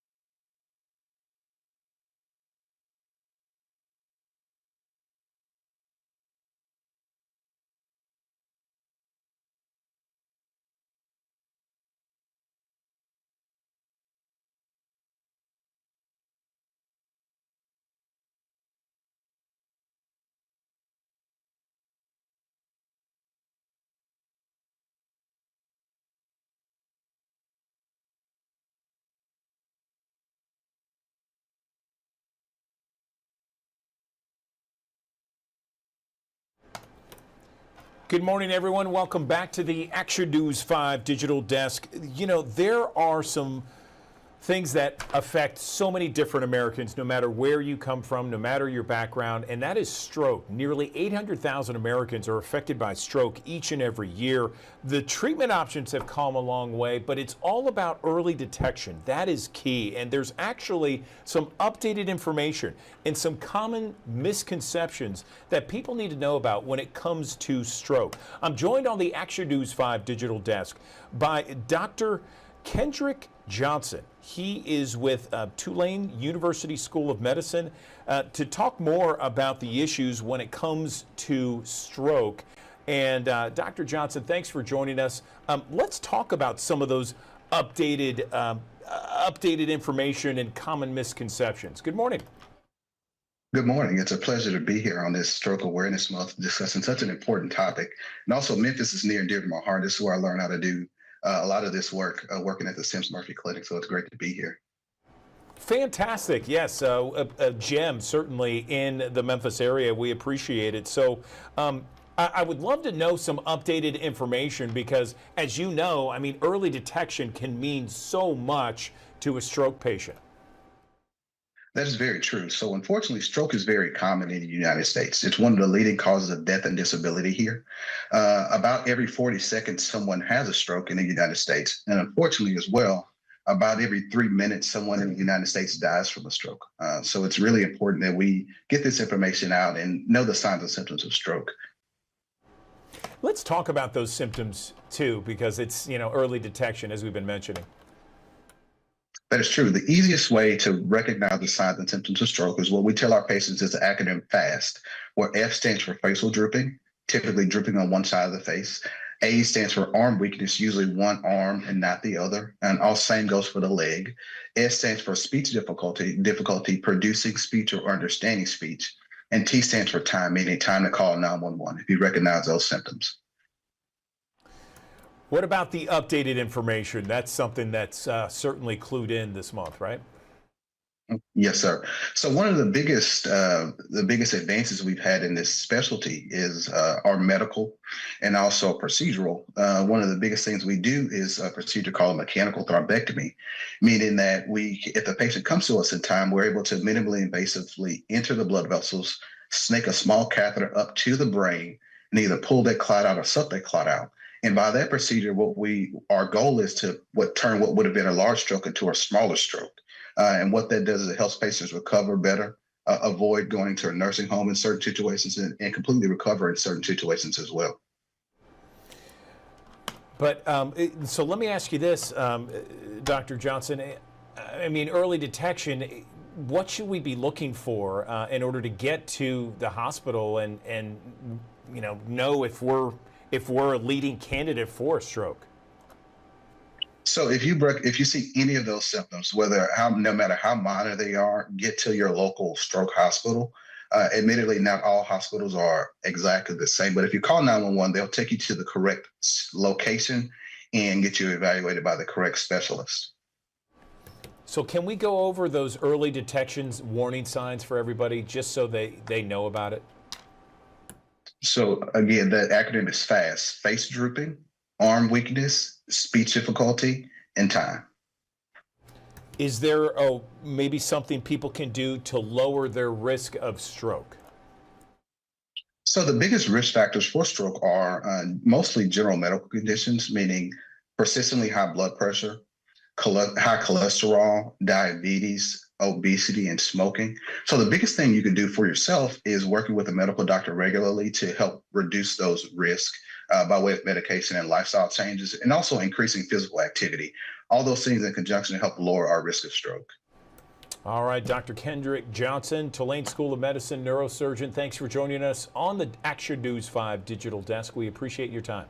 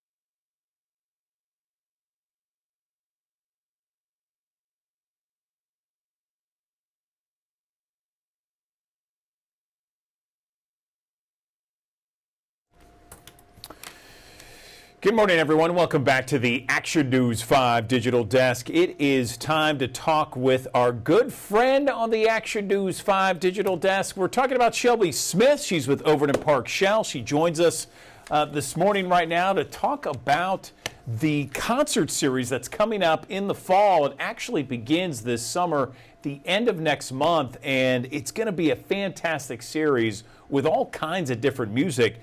And there's just everything, it seems like, year-round, Shelby. You guys are always doing things, being active in the community, not only at the Overton Park stage Shell there, but also Mobile Shell and Shell on Wheels. What's happening? How are you? I'm great. So thankful to be here with you every Monday. It's like one of the highlights of my week to join you guys and share the good news about what we're doing here at the Overton Park Shell. But like you said, the Orion Financial Free Concert Series, it kicks back up on August 23rd, and that's going to give you 2 whole months of free music opportunities to experience in the city of Memphis. You already mentioned we've got a little bit of something for everybody. You're bringing out hip hop, some jazz artists, some country artists, local and national acts. We're actually doing like a DJ showcase for this series and a kind of live theater production as well in partnership with a couple different organizations. So truly just a strong showcase of artistic talent that we are so thankful that we get to bring to people, not only in the summer, but continuing throughout the fall. So we're just super excited to bring people back to the lawn. We're less than a month away, which is kind of crazy. It seems like we just took a break, but we're super stoked to bring people back to experience some free music. I know, and I don't know if people realize it. I saw something where someone outside of Memphis sent me something that said there's not many things to do in Memphis, and I'm like, are you kidding? There are so many things to do. All you got to do is just look around. It's very easy to find all kinds of stuff for all kinds of different tastes. And when it comes to live music, for free, in a great setting where you can, be outside, enjoy outside, you drink, food, what have you, and the vibe out there, it's certainly a lot of fun. So this is Absolutely. 2 months that begin next month with the Stax Music Academy, right? Yes, they kick off our season on August 23rd. All of our shows in this, or I guess in the continuation of our fall series, they start a little bit earlier, so they'll start at 7. So there's plenty of time for you to get to the lawn and enjoy that free music. And like you said, plenty of music for everybody. The vibe is fantastic on this lawn. You really can't beat it. It's unlike anything else I feel like that we have in our city. And the people that say that we don't have anything to do in Memphis, You are truly not looking in the right places. Come to me. I will tell you there's so much not only to do here at our lawn, but throughout the city of Memphis with some of our music venue partners. And just our food is fantastic. We work with local food vendors, so you're never going to be hungry here. It's truly fantastic. And some of the things that we do as far as like the free concert series, they are empowered by our other shows. We have our Shell Yeah fundraising shows. We have two of those this season, one in September and one later in October with Big Crit and well, I'm spacing on his name really quick. But Kingfish. So you're getting hip hop and you're getting country, and both of those showcases really do empower our efforts to bring more free concert opportunities to the city of Memphis. So your tickets, all of those ticket sales, I know Ticketmaster can be a little bit of a pill to deal with, but just know all of those funds are going directly to bringing more opportunities to the city of Memphis via our Orion Financial Free Concert Series, not only this year, but next year, we're actually going to be celebrating 90 years of activation here at the Overton Park Shell. We've been rockin' steady since 1936, and so we're super stoked to really, bring out all the stops. Like we're trying to really beef up our programming next year and to bring more of the community into that as we celebrate 90 years of free music, free entertainment, and just opportunity here in the city of Memphis for talented artists.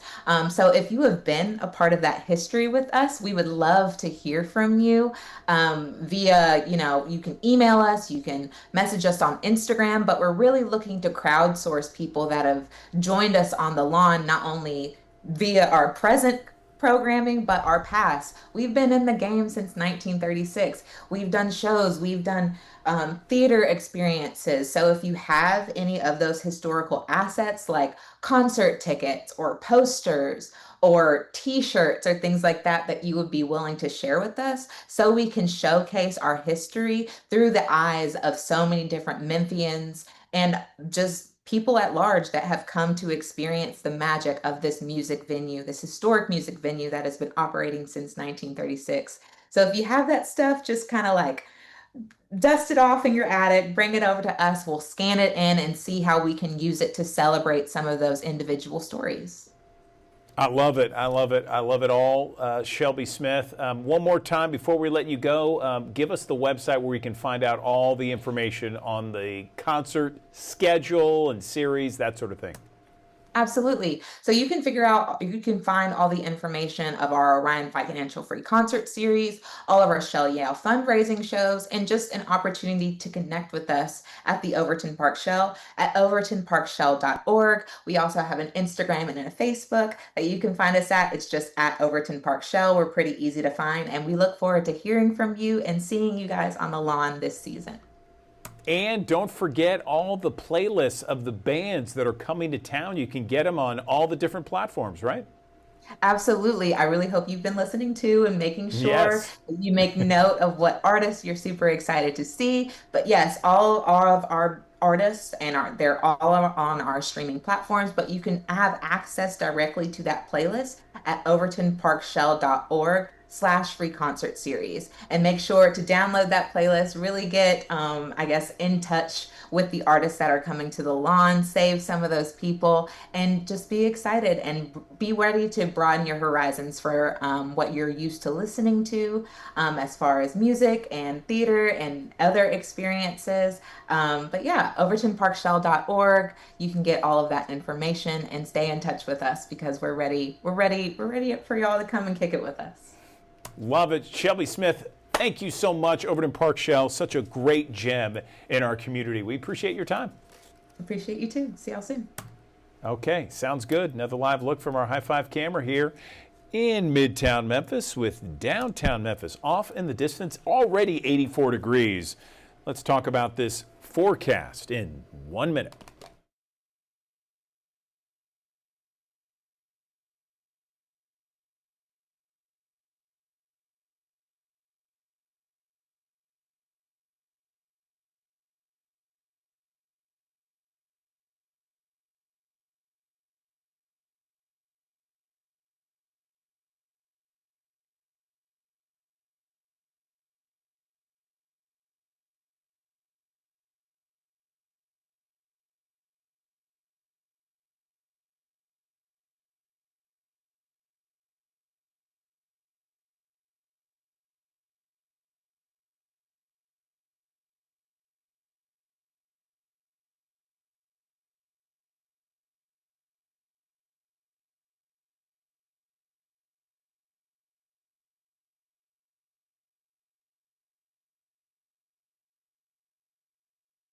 Thanks for joining us here on the Action News 5 digital desk here on a Monday, a first alert weather day expected here again across the Mid-South. The early portion of the week still featuring the dangerous heat. Of course, we've had a little bit of a backslide the last couple of days to ease us back to average, but of course it adds a little extra umph into the area with this upper ridge building back on top of us. That'll push the temperatures back in the middle to upper 90s. Feels like temperatures up around 115 degrees at times here as we go through the course of the day. 95 our forecast high here today.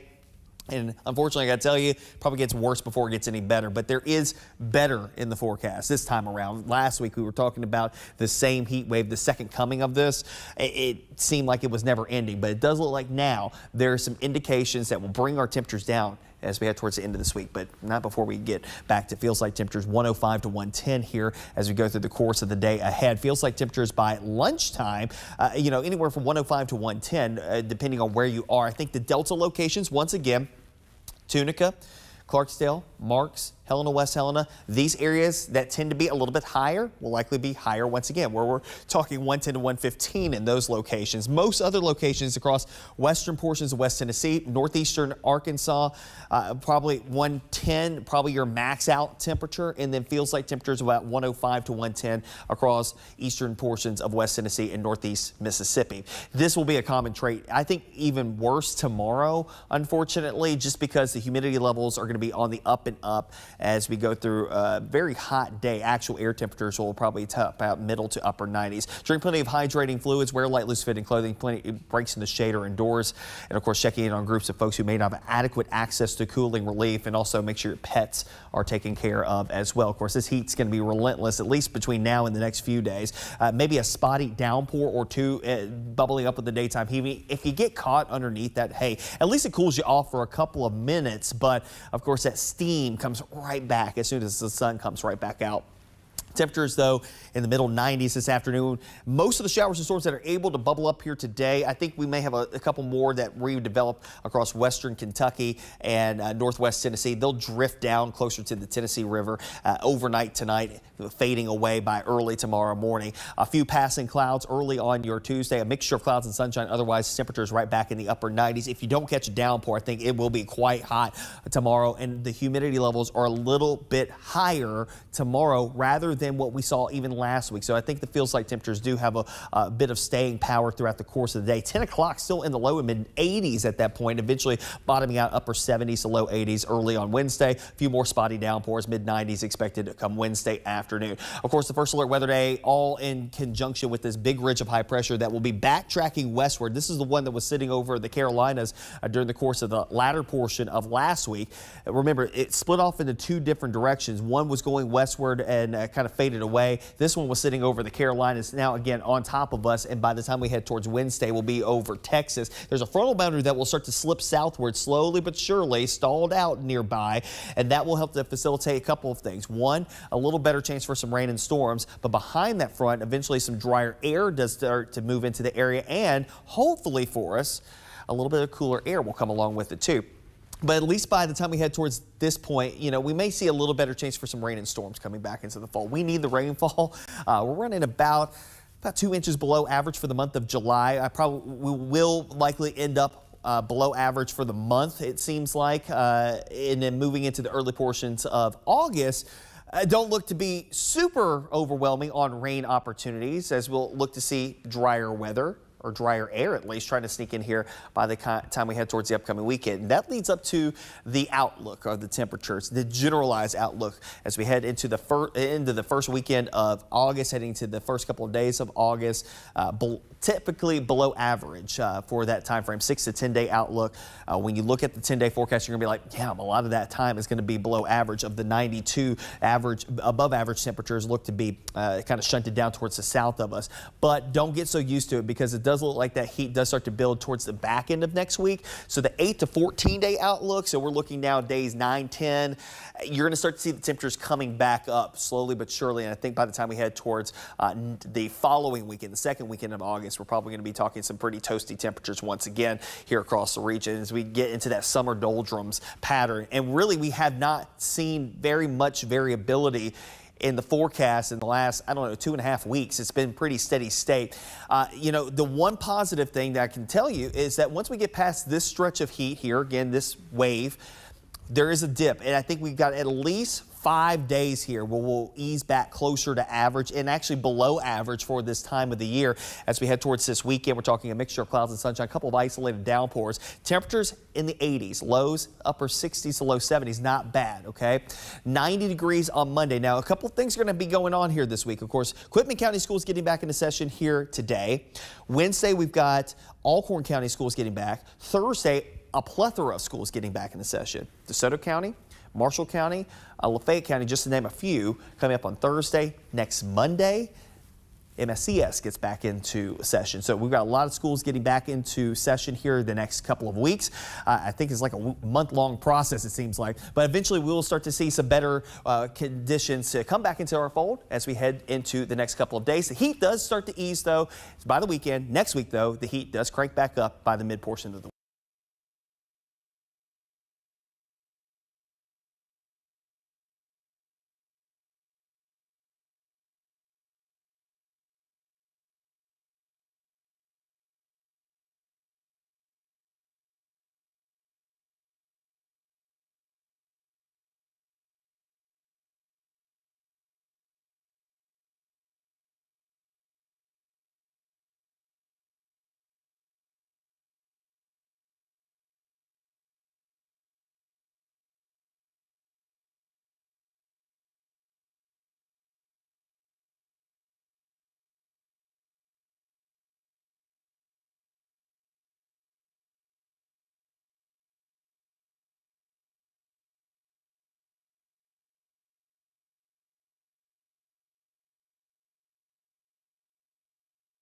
Million energy jobs open right now to be filled within the next decade. So the next decade, 32 million jobs in the energy sector. Joining me now to talk more about that are a couple of people here, Gabriela Colon and Ignacio Estella. Good morning to you both. First off, Ignacio, let's talk with you and tell me about some of those jobs that are going to be open. Good morning. Good morning. Thank you. Thank you for your question. I take into account that the opportunity is extraordinary and the moment is exciting. And the jobs are broad. The opportunities are for line workers, customer service representatives, transmission design engineers, system planners, regulatory experts, nuclear engineers in those power plants, data scientists, data analysts, and it goes on and on, customer service representatives. It is really a broad opportunity.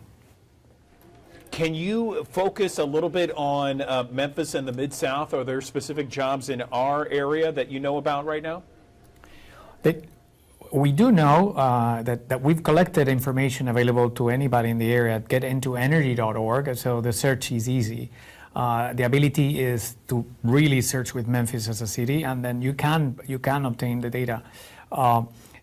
It is really searchable in an easy way. You have the title, you have the city or the state, and then you have the company.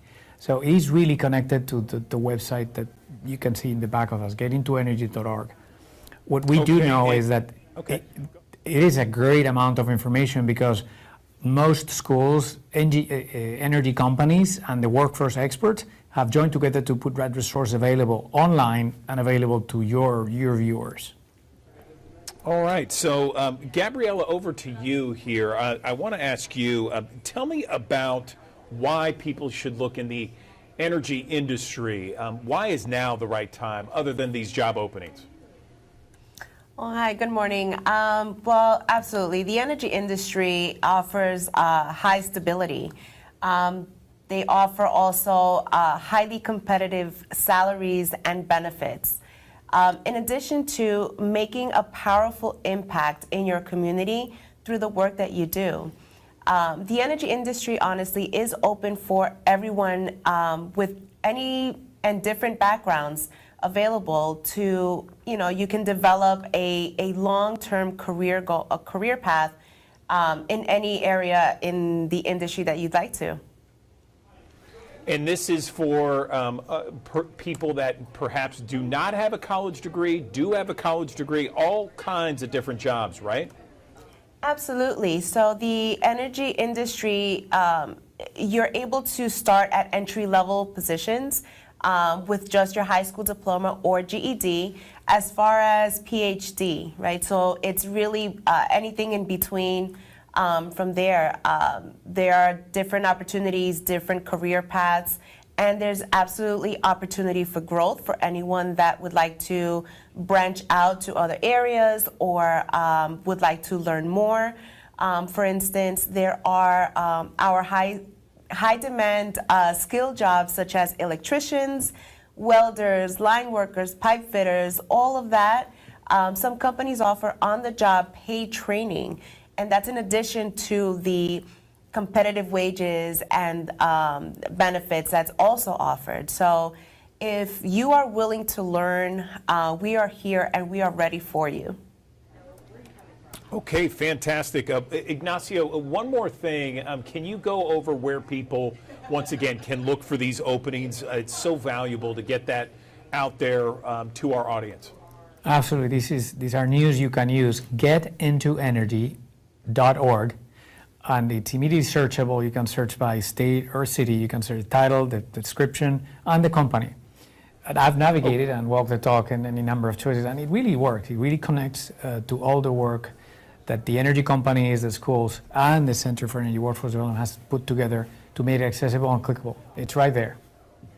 Okay, Ignacio and Gabriela, we really appreciate your time on the Digital Desk. Thanks for informing us about these jobs and the millions more headed our way. We appreciate it. Thank you so much.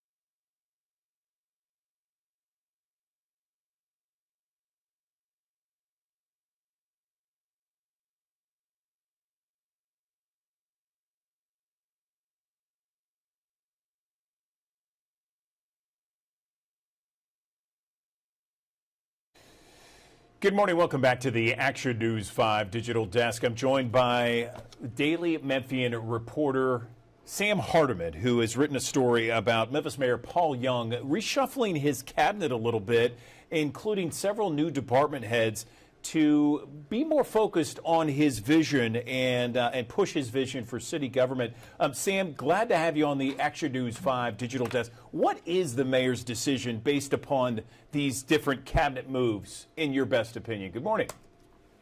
Yeah, good morning, Andrew. Thanks for having me on. I think your question is a complicated one and a difficult one to answer. It's a good question. The mayor, first has had some attrition on his staff, has, removed some staff members over time. And then he's also made some decisions based on what he feels are the best fits for him, his skill set, and what he's in accomplishing what he wants to see for the city.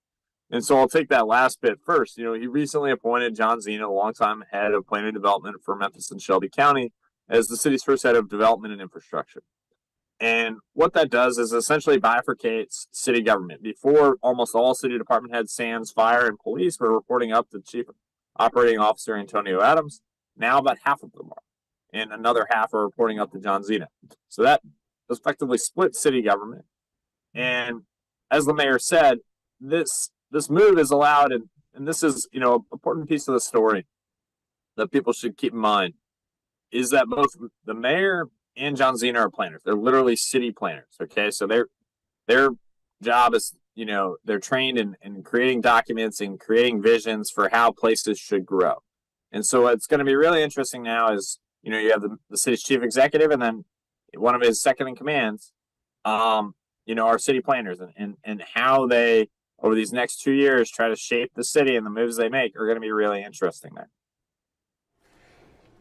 Yeah, I was reading more about that, Sam, and it's like you have this city planner whose emphasis, I guess, his big signature mark was Memphis 3.0, and I know that there's a lot of layers to that whole project, but maybe can you talk about like maybe a little bit of what Memphis 3.0 is all about? Because I would assume him getting this. Head of development and infrastructure, that would be more of an idea that, okay, we're moving forward with Memphis 3.0 full steam ahead. Yeah, and so I can't give this giant plan justice in a few seconds soundbite here, but I think it's a comprehensive plan, and it divides the city up into different areas and different neighborhoods, and focuses on which, even intersections or, pieces of neighborhoods need development from the city, as in city infrastructure. And one of the things to keep in mind before we get into like weird planning, weirdness about how that's very dense. Anyone who lives in the city of Memphis knows that there's a ton of vacant land in the city of Memphis. This is a city that is 300 square miles. I was just recently in Denver for a friend's trip, a buddy's trip, and the city of Denver has more people inside it. It has 712,000 person population. It has 153 square miles. City of Memphis has about 618,000 people in it in about 300 square miles. So it's a giant city, okay, in terms of land area. And so a lot of that area is vacant. And Memphis 3.0 really focuses on the idea that there's plenty of land in the city of Memphis. How does it get redeveloped? How does it get redeveloped thoughtfully, right? Should we be encouraging something in an industrial area part of town? Should we be encouraging more residential there?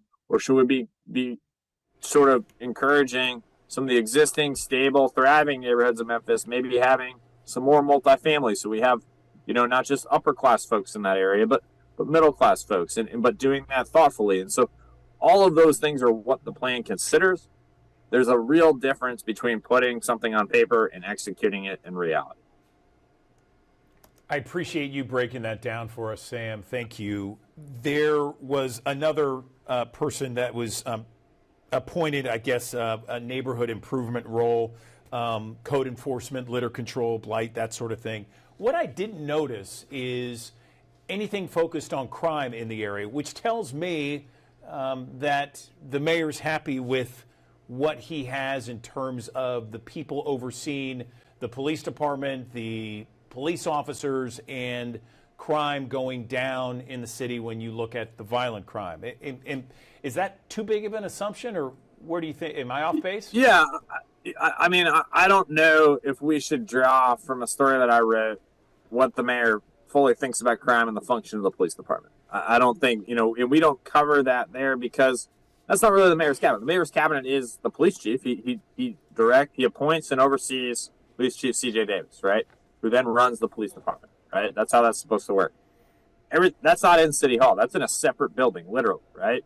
What the story was focused on was what is happening inside city government at 125 North Main Street, not right next door at 170 North Main Street. I think that's a different bowl of wax that we may cover in the future, but I just would be I would be careful in what I would say about that because I'm not sure. Like, I think the article itself was more about what's happening at 125 North Main, not 17. Fair enough, Sam.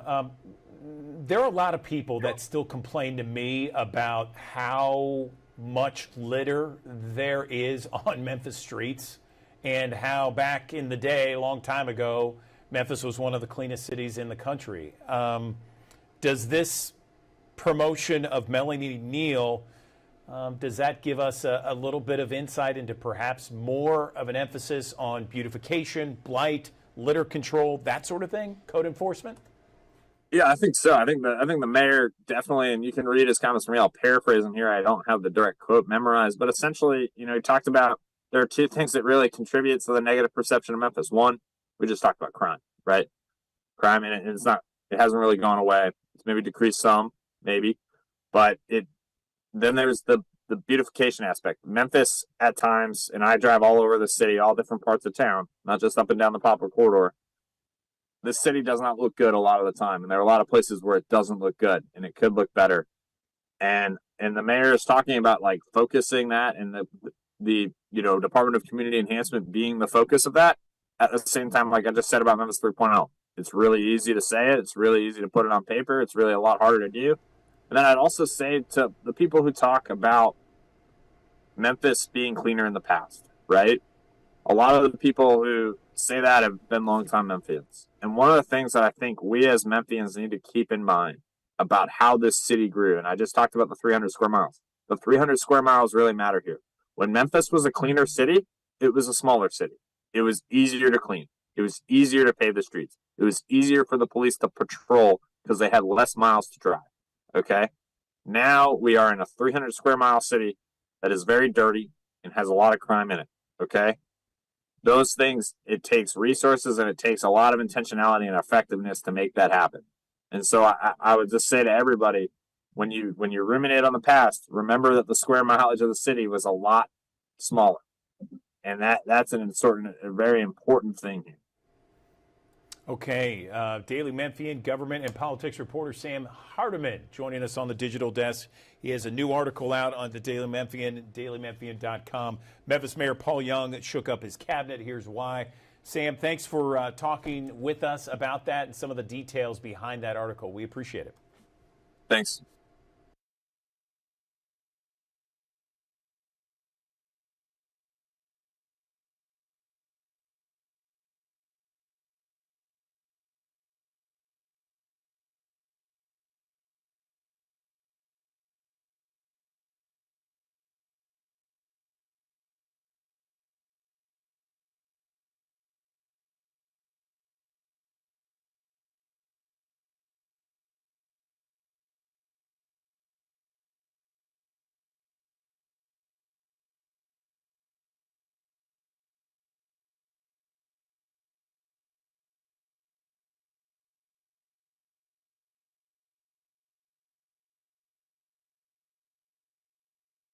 Come back to the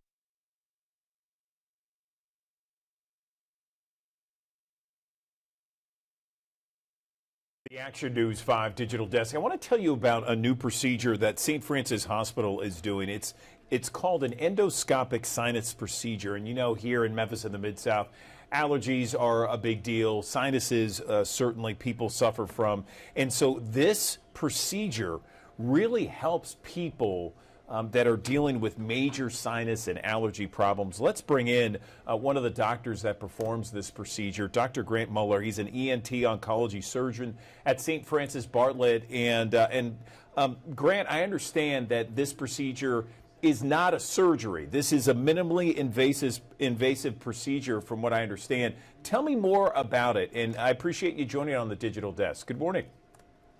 Hi, good morning, Andrew.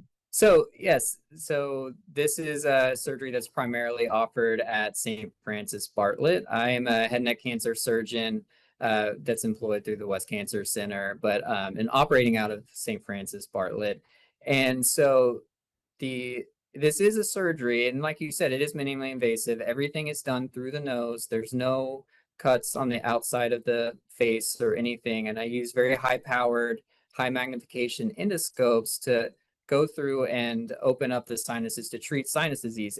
But while we've been doing sinus surgery for many years, the thing that we're offering now is something called sinus navigation that I use in the operating room. And so what happens is I'm able to get a very high resolution CAT scan of the sinuses. And that helps tell me exactly the sinuses that I need to operate on to open them to help treat a number of things like chronic sinus disease, growths in the sinuses, or any issues with the skull base. And so when I'm in the operating room, I actually put the CAT scan right next to the screen that my cameras are looking at. And in real time, my instruments are tracking across the CAT scan to show me exactly where I am. And in doing so, I'm able to improve my visualization. I'm able to see behind areas of bone or tissue that I wouldn't normally be able to see behind with my camera. it keeps me safe. It keeps me away from the really critical structures that are in the area, such as the eye, such as the base of the skull where the brain is, the carotid artery, the main artery that supplies the brain. And helps me ensure that I'm clearing out all the areas of the disease effectively, really to give the patients the best outcome afterwards. My understanding, Grant, is that you kind of use GPS technology for this. Tell me a little bit about that, and what kind of patient is the kind of patient that would be suitable for this type of procedure? Yeah, absolutely.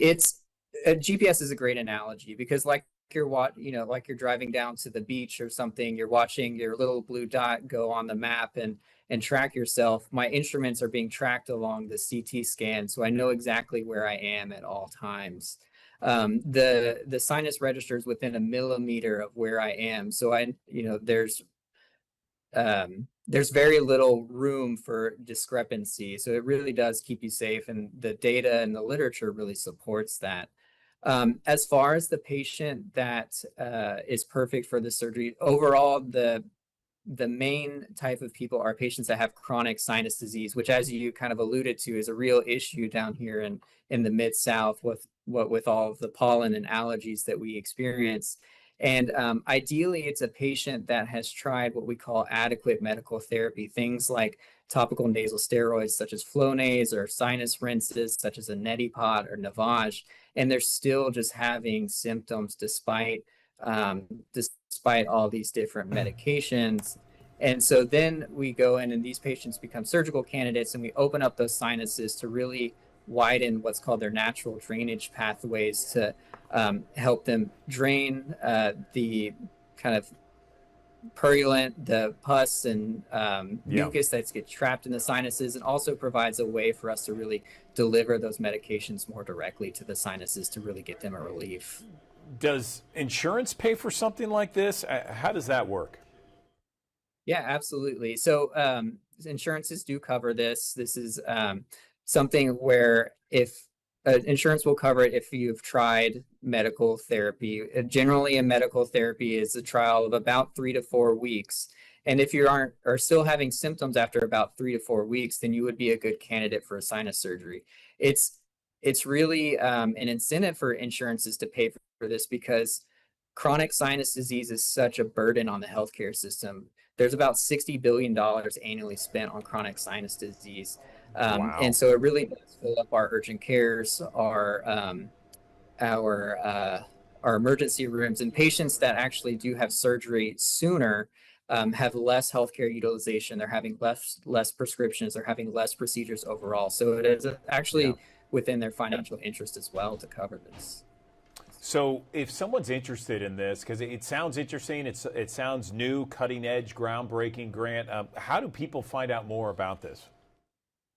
Yeah, absolutely. Like I said, I'm employed primarily through the West Cancer Center. Much of my interest is in head and neck cancer surgery and reconstructive surgery, but I am an ear, nose, and throat doctor by training. And so I do general ear, nose, and throat surgery as well. So if a patient is interested and wants to see me for a consultation, I am at the Wolf River campus for West Cancer Center twice a week, and I'm happy to see patients here that can be scheduled through our website or by contacting the West Cancer Center. Okay, and if someone wants to know about this specific thing, can they go to St. Francis Bartlett or St. Francis's website? I mean, is there stuff online? Not that I'm aware of.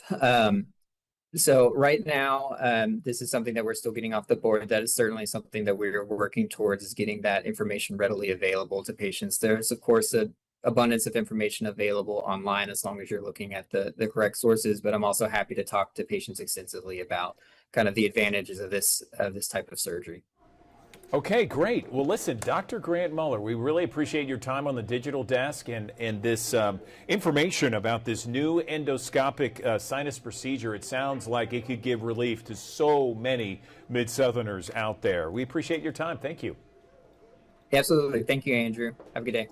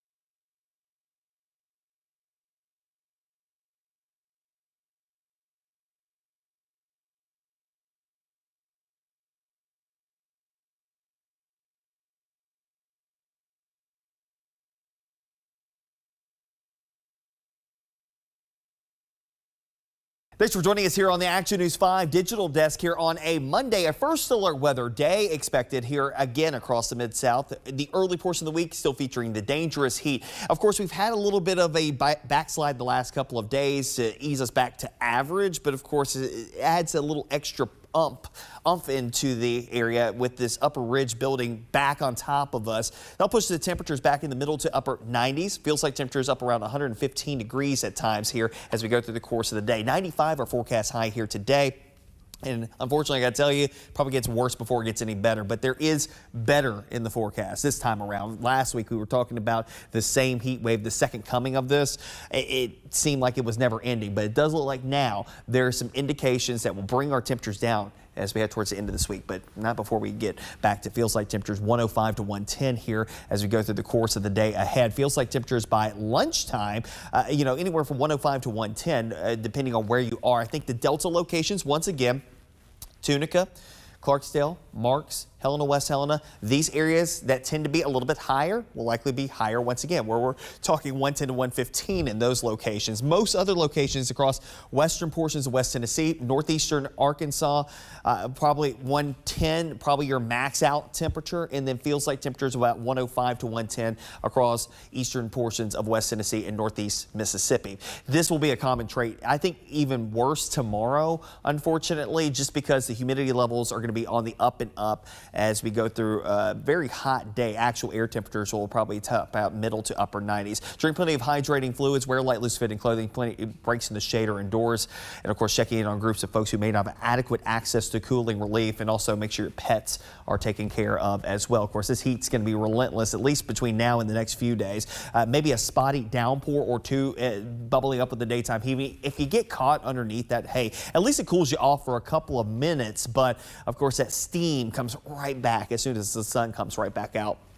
Temperatures, though, in the middle 90s this afternoon. Most of the showers and storms that are able to bubble up here today, I think we may have a couple more that redevelop across western Kentucky and northwest Tennessee. They'll drift down closer to the Tennessee River overnight tonight, fading away by early tomorrow morning. A few passing clouds early on your Tuesday, a mixture of clouds and sunshine. Otherwise, temperatures right back in the upper 90s. If you don't catch a downpour, I think it will be quite hot tomorrow, and the humidity levels are a little bit higher tomorrow rather than what we saw even last week. So I think the feels like temperatures do have a bit of staying power throughout the course of the day. 10 o'clock still in the low and mid 80s at that point, eventually bottoming out upper 70s to low 80s early on Wednesday. A few more spotty downpours, mid 90s expected to come Wednesday afternoon. Of course, the first alert weather day all in conjunction with this big ridge of high pressure that will be backtracking westward. This is the one that was sitting over the Carolinas during the course of the latter portion of last week.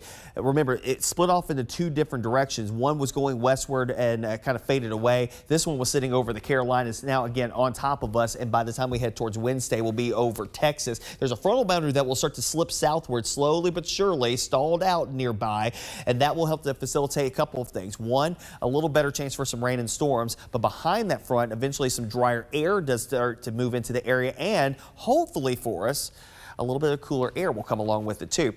But at least by the time we head towards this point, we may see a little better chance for some rain and storms coming back into the fall. We need the rainfall. We're running about 2 inches below average for the month of July. We will likely end up below average for the month, it seems like. And then moving into the early portions of August, don't look to be super overwhelming on rain opportunities, as we'll look to see drier weather, or drier air at least, trying to sneak in here by the time we head towards the upcoming weekend. And that leads up to the outlook of the temperatures, the generalized outlook as we head into the first weekend of August, heading to the first couple of days of August, typically below average for that time frame, 6 to 10 day outlook. When you look at the 10-day forecast, you're gonna be like, damn, a lot of that time is gonna be below average. Of the 92 above average temperatures look to be kind of shunted down towards the south of us. But don't get so used to it, because it does look like that heat does start to build towards the back end of next week. So the 8 to 14 day outlook, so we're looking now days 9, 10, you're gonna start to see the temperatures coming back up slowly but surely. And I think by the time we head towards the following weekend, the second weekend of August, we're probably going to be talking some pretty toasty temperatures once again here across the region as we get into that summer doldrums pattern. And really, we have not seen very much variability in the forecast in the last, I don't know, 2.5 weeks. It's been pretty steady state. The one positive thing that I can tell you is that once we get past this stretch of heat here, again, this wave, there is a dip. And I think we've got at least 5 days here where we'll ease back closer to average and actually below average for this time of the year. As we head towards this weekend, we're talking a mixture of clouds and sunshine, a couple of isolated downpours. Temperatures in the 80s, lows upper 60s to low 70s, not bad, okay? 90 degrees on Monday. Now, a couple of things are going to be going on here this week. Of course, Quitman County Schools getting back into session here today. Wednesday, we've got Alcorn County Schools getting back. Thursday, a plethora of schools getting back into session. DeSoto County, Marshall County, Lafayette County, just to name a few, coming up on Thursday. Next Monday, MSCS gets back into session. So we've got a lot of schools getting back into session here the next couple of weeks. I think it's like a month-long process, it seems like. But eventually we'll start to see some better conditions to come back into our fold as we head into the next couple of days. The heat does start to ease, though, by the weekend. Next week, though, the heat does crank back up by the mid-portion of the week.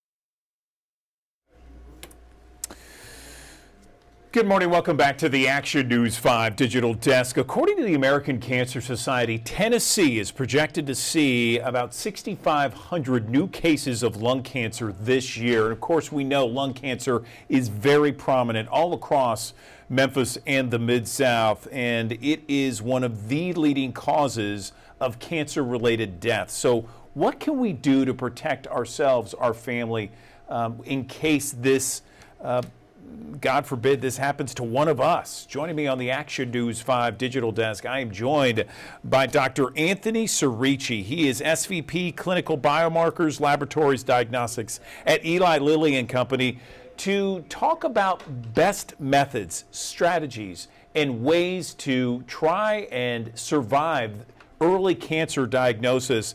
I really appreciate you joining us on the Digital Desk, Anthony. So where do we begin when it comes to surviving things like lung cancer, one of the deadliest cancers out there? Good morning.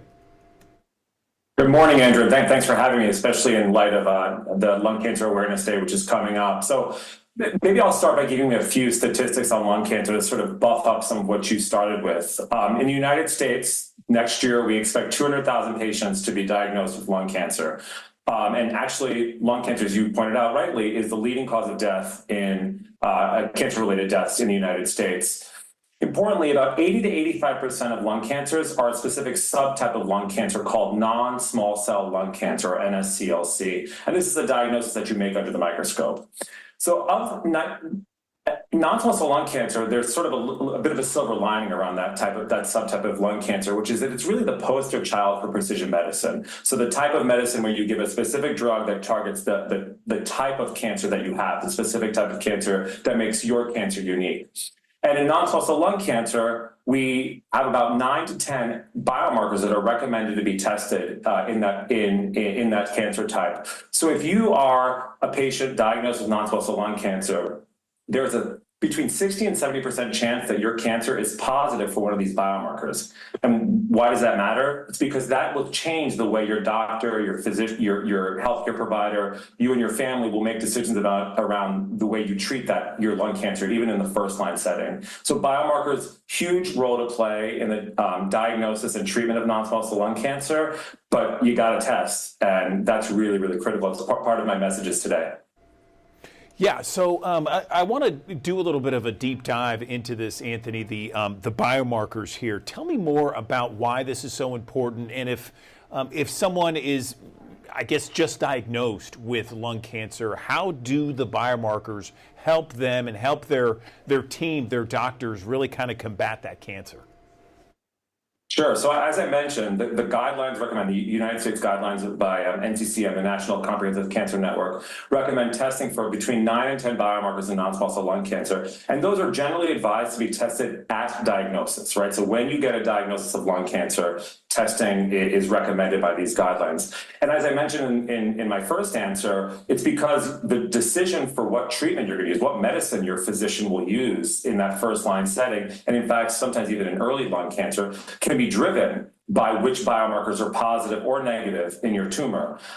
Importantly, because there are so many biomarkers to test for, in general, we recommend, and the guidelines recommend, using a method called comprehensive genomic profiling, or CGP. That's a method for testing biomarkers where you use one piece of tissue, one tube of blood, and with that tube of blood, you get information on all the relevant biomarkers that are relevant for treatment decisions. So not only is it important to test at diagnosis, it's important to test comprehensively, which is why a CGP approach is generally advisable for patients with non-small cell lung cancer, and really ought to be something you're discussing with your doctor fairly early on.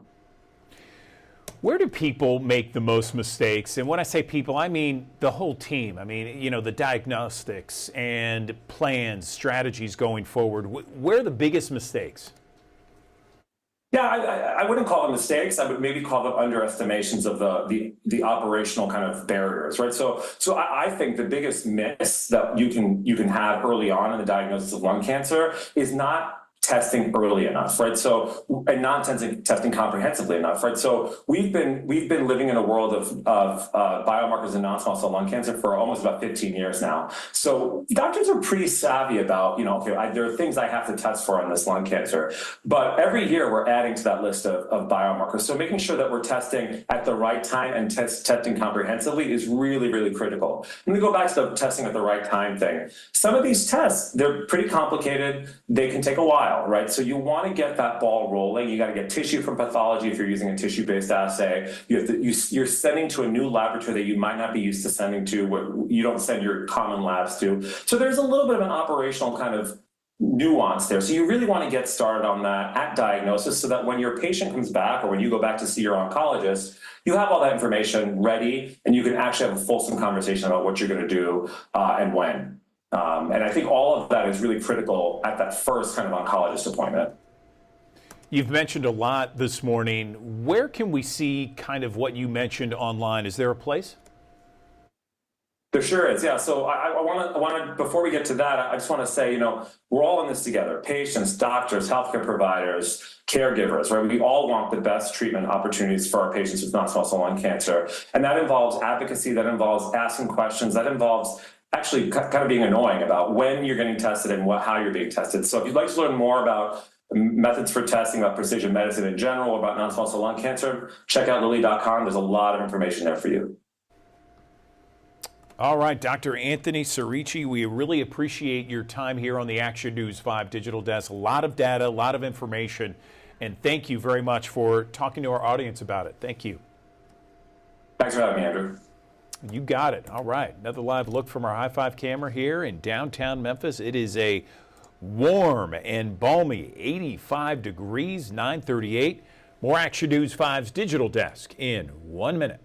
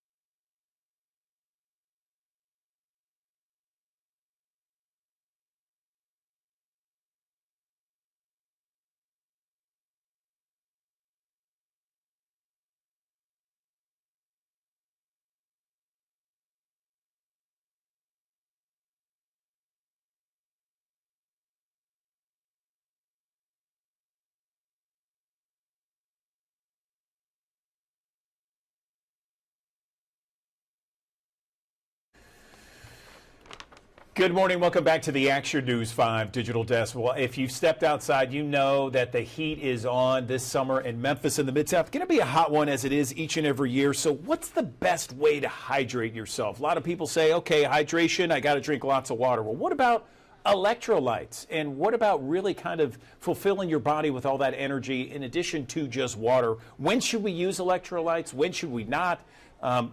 Which one should we use? Is there too much sugar involved? It's a lot to sort out when it comes to hydrating your body, especially in the summer months. Let's bring in someone in the know right now. I'm joined by Kristen Skinner. She works at Lifetime Fitness in Collierville, fitness trainer, group trainer, a leader there. Kristen, glad to have you back on the digital desk. So I don't know if you get that question a lot, how to hydrate yourself, but certainly that is a big question right now. Where do we begin on this conversation? Good morning. Good morning, Andrew. Thanks so much for having me on. It's funny because there's a lot of trends out there right now. If you look at TikTok or Instagram or even Facebook, there's a lot of trends going around with different types of electrolytes, different drinks. And even here in the club, people come in with all different types of drinks from, carbonated to in their shaker bottles. So the bigger question is, what are electrolytes and why do we need them? What do they do? And to get down just to the basics of it, the electrolytes are minerals like sodium, potassium, magnesium. They help your body to stay hydrated. They help your muscles to really work properly. Sometimes we don't even know that things are out of balance. We have these different symptoms and we try to treat them in different ways, but we don't know that it's due to an electrolyte imbalance. Like if you feel fatigued, you might think that, it could be something off with hormones, which could be the case, but it could also be an electrolyte imbalance. If there's muscle cramps, that could be magnesium, but magnesium could be due to, not enough electrolytes in your body. If you're having headaches or that general, blah feeling, I call it the bewitching hour in the afternoon. A lot of people are prone to just go for that next cup of coffee, but we are naturally losing electrolytes all day as we sweat, as we breathe through our just normal bodily functions. Yeah, no question. I get that. And sometimes I'll look at some of those electrolytes, I'll read the label and I'll see, the first ingredient is sugar. And I'm like, whoa, wait a second. These electrolytes should have much more when it comes to potassium and magnesium and other minerals, right? I mean, when it comes to a supplement of electrolytes, what should we be looking for? 100%. I totally agree. First, you want to avoid the added sugars. So especially if your first ingredient is sugar, especially artificial sweeteners, you want to avoid the artificial sweeteners, avoid the dyes and colors. So when you're looking at a label, look for clear labeling, the natural flavoring, real ingredients. I've taught my daughter that you want to look for ingredients that you can actually pronounce, and look for products that are third-party tested. Here at Lifetime, all of our products are third-party tested. Our LTH Hydrate is one of our greatest electrolyte supplements. It's blended with real sea salt, key minerals. There's no added sugars, and it's third-party tested. Excellent. Let me ask you this, because let's say, we're not working out, okay? We're inside the office, and, a lot of times here at my newsroom, in our studio, we have different things about hydration, drinking lots of water, drinking a lot more than people might typically drink. Is there maybe a guideline of how much water we should drink a day, even if we don't go outside and, play any kind of sport? Just going to work, should we be drinking a certain amount? Sure. If you think about your body weight in kilograms, now that's a lot. Let's say if you have an average human, 1 pound per kilogram of body weight, if you're aiming for, even the easy way is 8-ounce glasses. That would put you at 64 ounces in a day. Okay, that's an easy no-brainer, and it should be something that everyone could accomplish.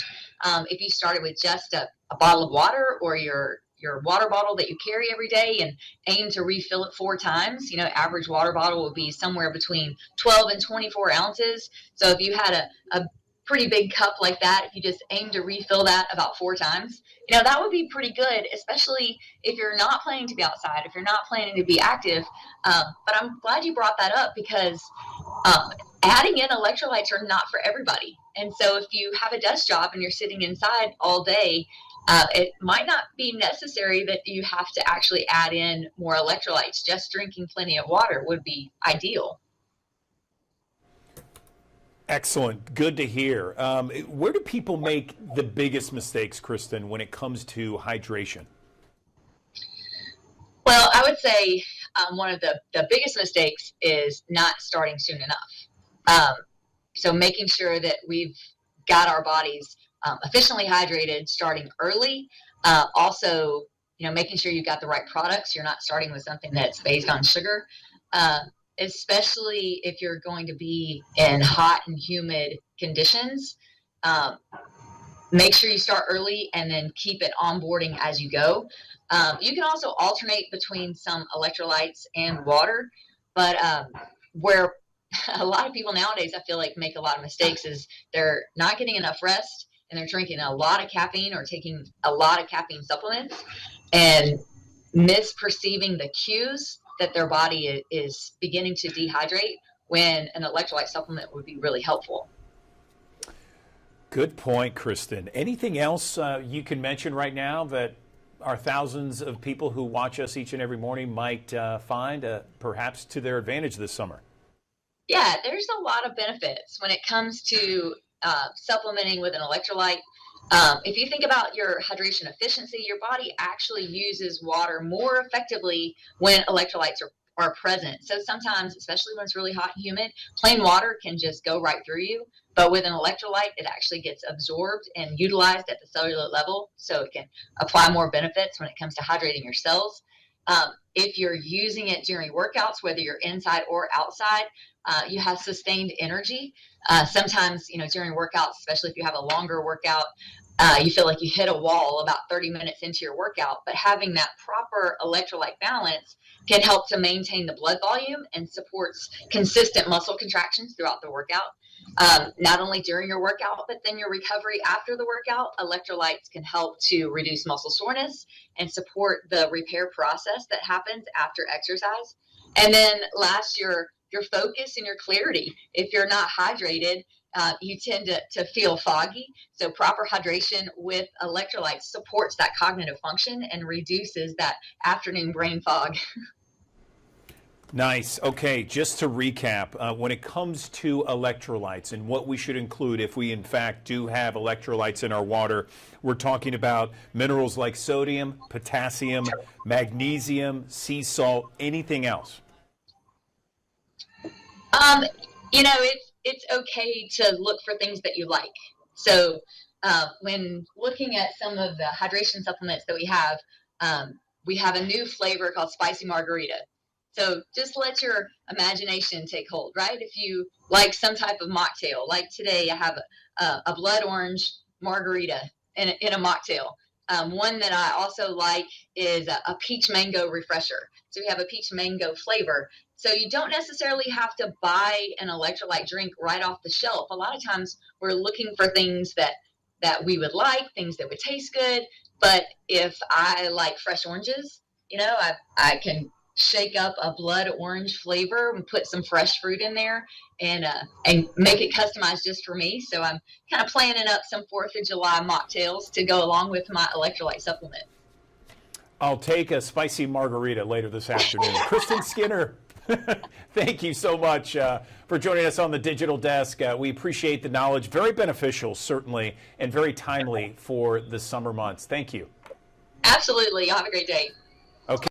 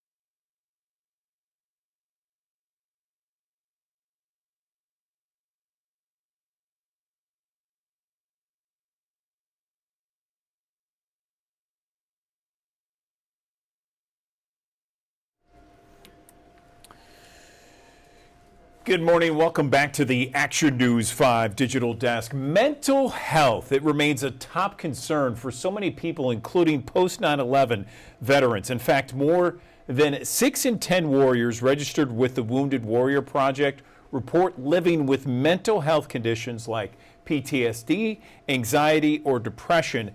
But mental health isn't about veterans or a military issue. This is a human issue, and men oftentimes are less likely to receive any kind of mental health treatment than women in the past year. That's according to the National Institutes of Health. Joining me now on the Action News 5 digital desk, I have the pleasure of talking to two men here. One NFL defensive end, Morgan Fox, and his father, Joe Fox, an Army veteran and a Project Odyssey regional director for the Wounded Warrior Project. Gentlemen, good morning to you both. First off, Joe, let me start with you and tell me about the mental health challenges that veterans face when they return to civilian life. Good morning. Yeah, good morning. Warriors can face a host of challenges when they return to civilian life. Something like post-traumatic stress disorder, isolation, being loss of identity, loss of purpose, anxiety, and depression are just some to name a few. Got it. I totally get that. Morgan, over to you. First off, tell me what it was like growing up in a military family and some of the challenges that you saw from your perspective. And then, you know, you're an NFL star. You're in the NFL. I'm sure you see mental health as an issue where you are as well. Is that right? Yeah. You know, at the end of the day, I think Warriors and football players, athletes in general, we all kind of share some commonalities when it comes to mental health. You know, growing up as a military kid, you're exposed to it a little early. You know, watching your parent come home from a year-long deployment a little different than they were when they left. And as a kid, you don't really understand it. And then the older you get, you understand that there is some trauma and some things that happened and some things that they need to go step out and get help for. You know, you do see the same thing with athletes and with, you know, football players is, you know, when things are done or even when things are going on, you have these mental crises that you kind of need to have help with, and that, you know, you've been told your whole life to be really tough and handle it yourself, and then you get to a point where you realize you do need help, and that's the hardest step you can take. Morgan, thank you. Joe, back over to you. I know I'm very familiar with the Wounded Warrior Project. It's such an outstanding organization. Their mission statement is amazing. Tell us, for our audience, because we have thousands of people who watch us each and every morning, about how the Wounded Warrior Project helps veterans with their mental health. Yeah, so the mission of the Wounded Warrior Project is to simply honor and empower our warriors. And so this is done through a host of programs and a host of opportunities for the warriors to connect. One of these opportunities, especially in the mental health area, is Project Odyssey. And so Project Odyssey is a 12-week program that is launched by a 5-day in-person workshop that really helps improve your resiliency and psychological well-being. And it does this by allowing us to learn positive coping skills to be able to help influence those decisions and those feelings and emotions that we're dealing with when we deal with post-traumatic stress, military sexual trauma, or a traumatic brain injury. Joe, we just want to follow up real quickly because I know that the NFL is in partnership with the Wounded Warrior Project. Tell me about this partnership and how it will work going into the upcoming football season. Yeah, so Wounded Warrior Project is very lucky to have a partner like the NFL that has such outreach and such ability to bring attention to not only our veteran community, but to something as important as mental health. And so they do this through a host of ways, but one in particular is their Salute to Service program. that Salute to Service program allows players like Morgan to be able to extend their own personal reach, to be able to show how they can also offer some support.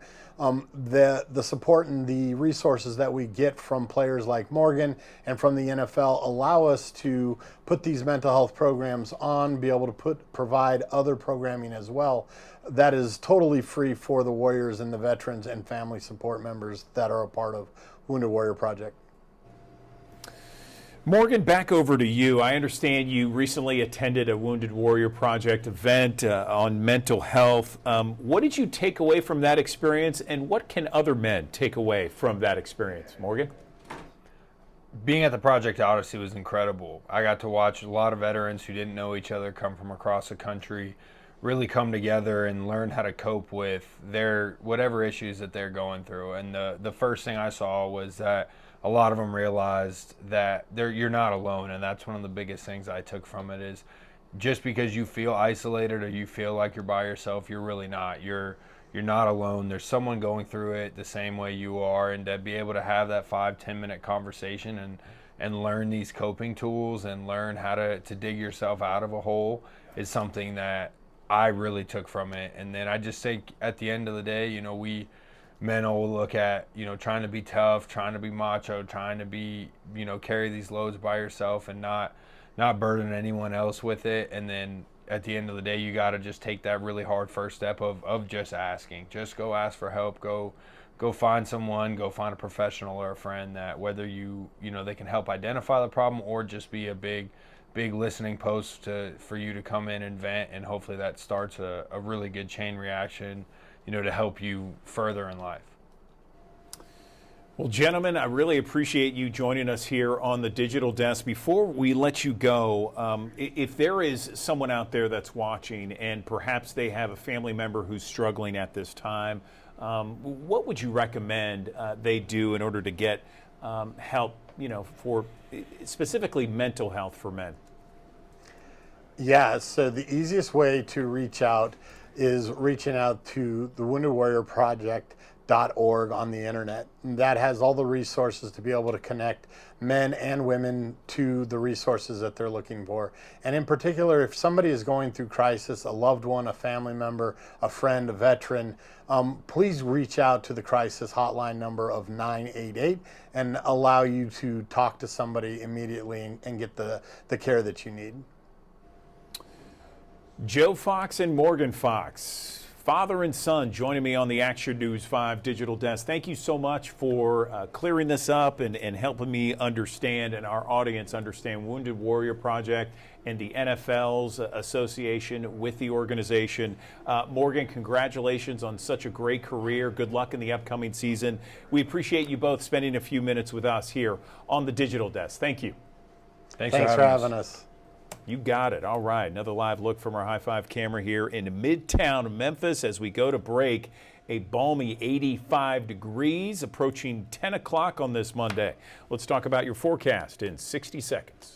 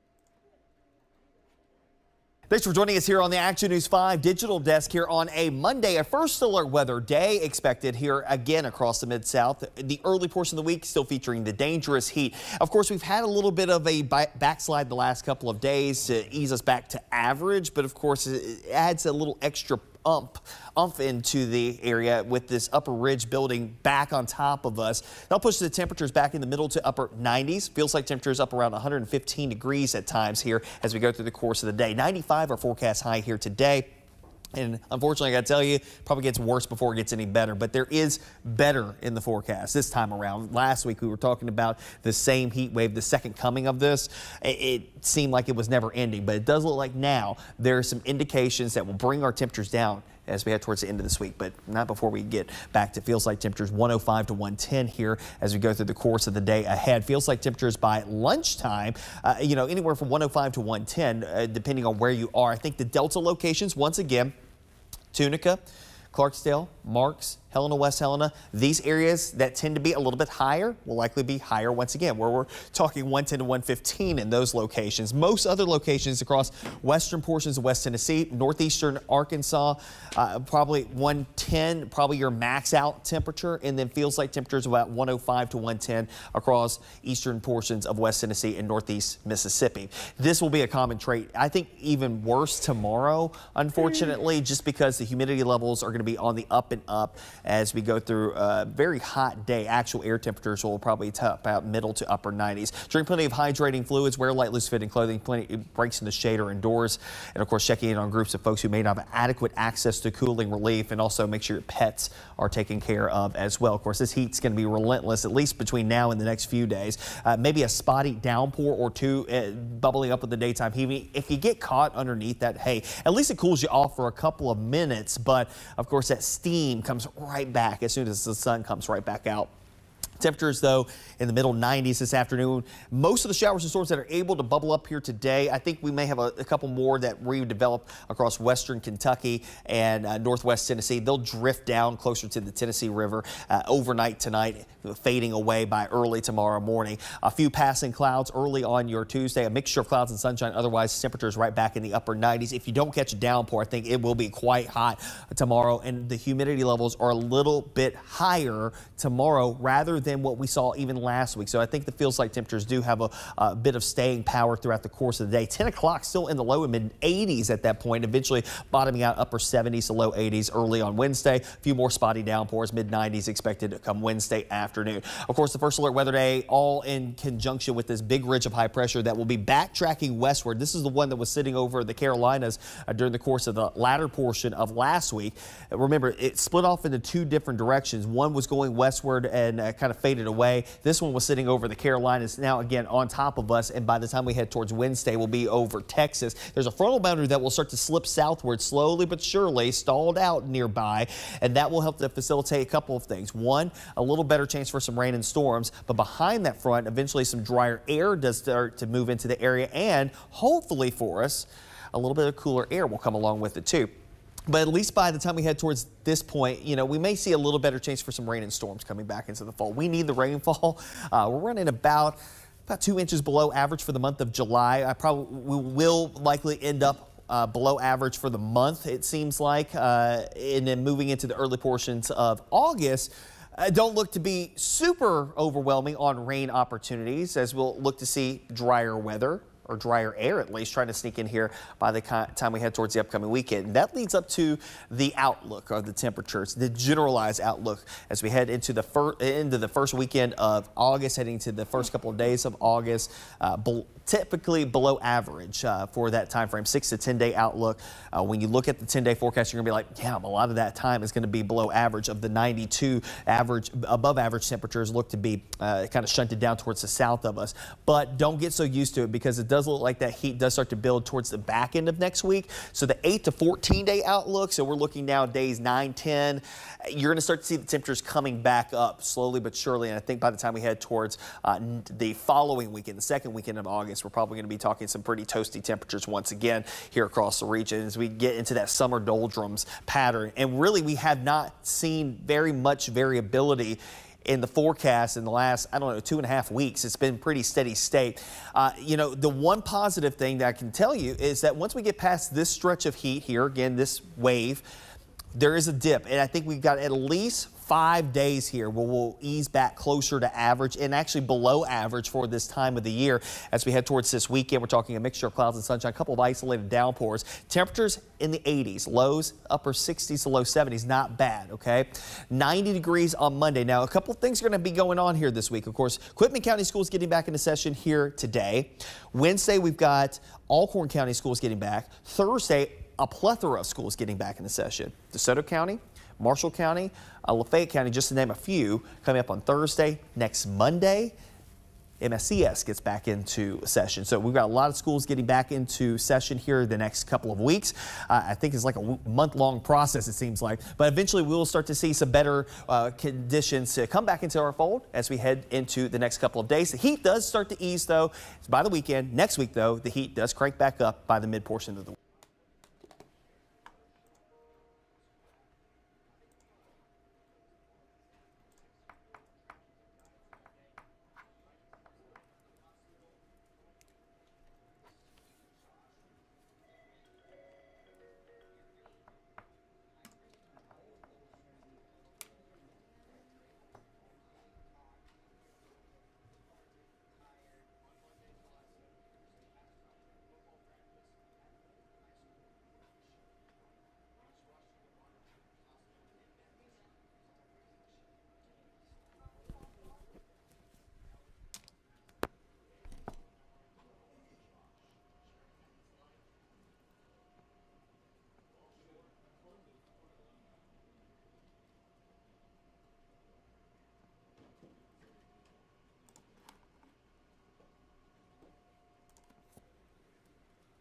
In the summer months, those hot, humid, warm temperatures, they bring out all kinds of critters. We're talking about bugs, some nasty ones there. You got the mosquitoes, you got ticks, you got spiders, and all kinds of different things. What are the best methods to protect yourself from the bugs that we see across Memphis and the Mid-South this summer? Let's bring in someone in the know. We got Dr. Anna Yang joining us once again on the Action News 5 digital desk. She is a physician at Regional 1 Hospital. And Dr. Yang, there are so many critters just crawling around all over the place, and some are obviously more dangerous than others.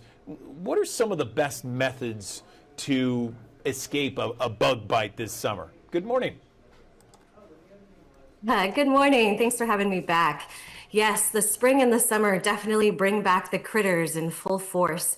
There's a lot of different ones out there right now. I mean, the best thing you can do is to make sure you protect yourself. You know, there's a lot of different types of insect repellent out there to put on, and make sure, you know, the clothing that you have will also help protect against bug bites, especially if you're going to be, you know, messing around places where bugs like to hide. For the most part, bugs aren't there trying to bite you.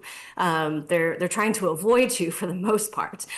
So, you know, try to avoid places where you might disturb bugs that are resting, and make sure you wear protective clothing, bug spray. And a lot of bugs also tend to be more active in the dawn and dusk time periods. So, you know, generally being more careful during those times is important. Yeah, good advice there, Dr. Yang. What about here in the Mid-South and what you see in your practice? What are the bug bites that really cause people a lot of problems? So most bug bites are no big deal. Some bug bites you don't even feel happening and they don't do anything. Maybe they're a little bit itchy, maybe they hurt a little bit, but most bug bites are not a problem at all. Some bug bites, like mosquitoes and ticks, they can transmit illnesses. So we do have to be a little bit more careful with them. So, you know, there are a couple of cases of West Nile virus so far this year here in Tennessee. So you do have to watch out for that. Most bugs, though, don't really cause anything. Tick bites as well. In this area, there's not very much Lyme disease. It's not impossible, but there's not very much of it. We do have Rocky Mountain spotted fever here too, though. So if you do, you know, go in areas and wooded places like that may have ticks, make sure you check yourself afterwards, check your family members, check your pets. And if you see any ticks, make sure you try to remove them early. And as far as, you know, other things like stinging insects like wasps and bees and things like that. Most of the time, again, these are just, painful stings. Make sure you get the stinger out, wash it. If you need some topical medications just to kind of help the local reaction, that's totally fine. But, if you have any systemic symptoms, allergic reaction type symptoms, or you're having trouble breathing, back of your throat or your tongue or your mouth is swelling, or you get a rash all over your body, make sure you get medical care for things like that quickly. I know spiders are an issue, certainly, and the brown recluse is one of those that people need to watch for here in Memphis and the Mid-South. Can you explain a little bit to our audience some of the issues with the brown recluse? Sure. So the two venomous spiders that we have here in Tennessee, those are the brown recluse and the black widow. Both spiders are pretty easy to spot, and the good news is they don't want to bite you. They like to hide in places, dark places that are undisturbed, basements underneath, rocks and debris and things like that. So for the most part, you won't encounter them. But if you are, rummaging through areas that haven't been disturbed in a while, digging under things or pulling up rocks and things like that, then you definitely do need to be especially careful for these two things. The brown recluse spider, there is no anti-venom for. Most of the time, these also do fine, but they can cause some localized tissue destruction and necrosis. So the most important thing for these is wound care, keeping an eye on them, making sure they don't get infected. And if they are really painful, or they're getting worse, or they're, changing or getting deeper or turning dark inside, or, something doesn't look right or feel right about it, then definitely go get checked out. But even these, most of the time, do fine. Where do people make their biggest mistakes when it comes to, bugs, bug bites, trying to prevent it, but as a result, they don't? So I don't really have anything specific for that. Most people actually do a pretty good job of protecting themselves. The most important thing is just to remember that they are out there, and use some common sense and put that bug spray on, and not reach for things that you haven't at least looked at first, or forget to protect yourself. Gloves, making sure you're wearing good protective shoes and clothing. But as long as you keep those things in mind, you really can avoid most of the dangers from bugs and insects out there. If people don't want to put DEET in terms of bug spray on themselves, what do you recommend as a safe alternative to DEET? Yeah, there are a lot of different insect repellents out there that don't contain DEET. So, take a look at all the options out there. There are some things that can contain more natural chemicals and things like that, that don't contain DEET, that are still effective in preventing bugs from getting to you. Okay. Do you recommend any? I know that, lemon eucalyptus, picaridin, some others, right? Yep, there are those for sure. They have those, bracelets out there that contain some, natural type chemicals and, fragrances and stuff like that tend to keep away bugs. But yes, all those things you mentioned are definitely reasonable alternatives to try. Okay, Dr. Anna Yang, appreciate you coming on the digital desk to help us all just kind of avoid some of those nasty bugs out there, some ugly bugs, if you will, on the this summer here in Memphis and the Mid-South. We appreciate your time as always. All right, thanks.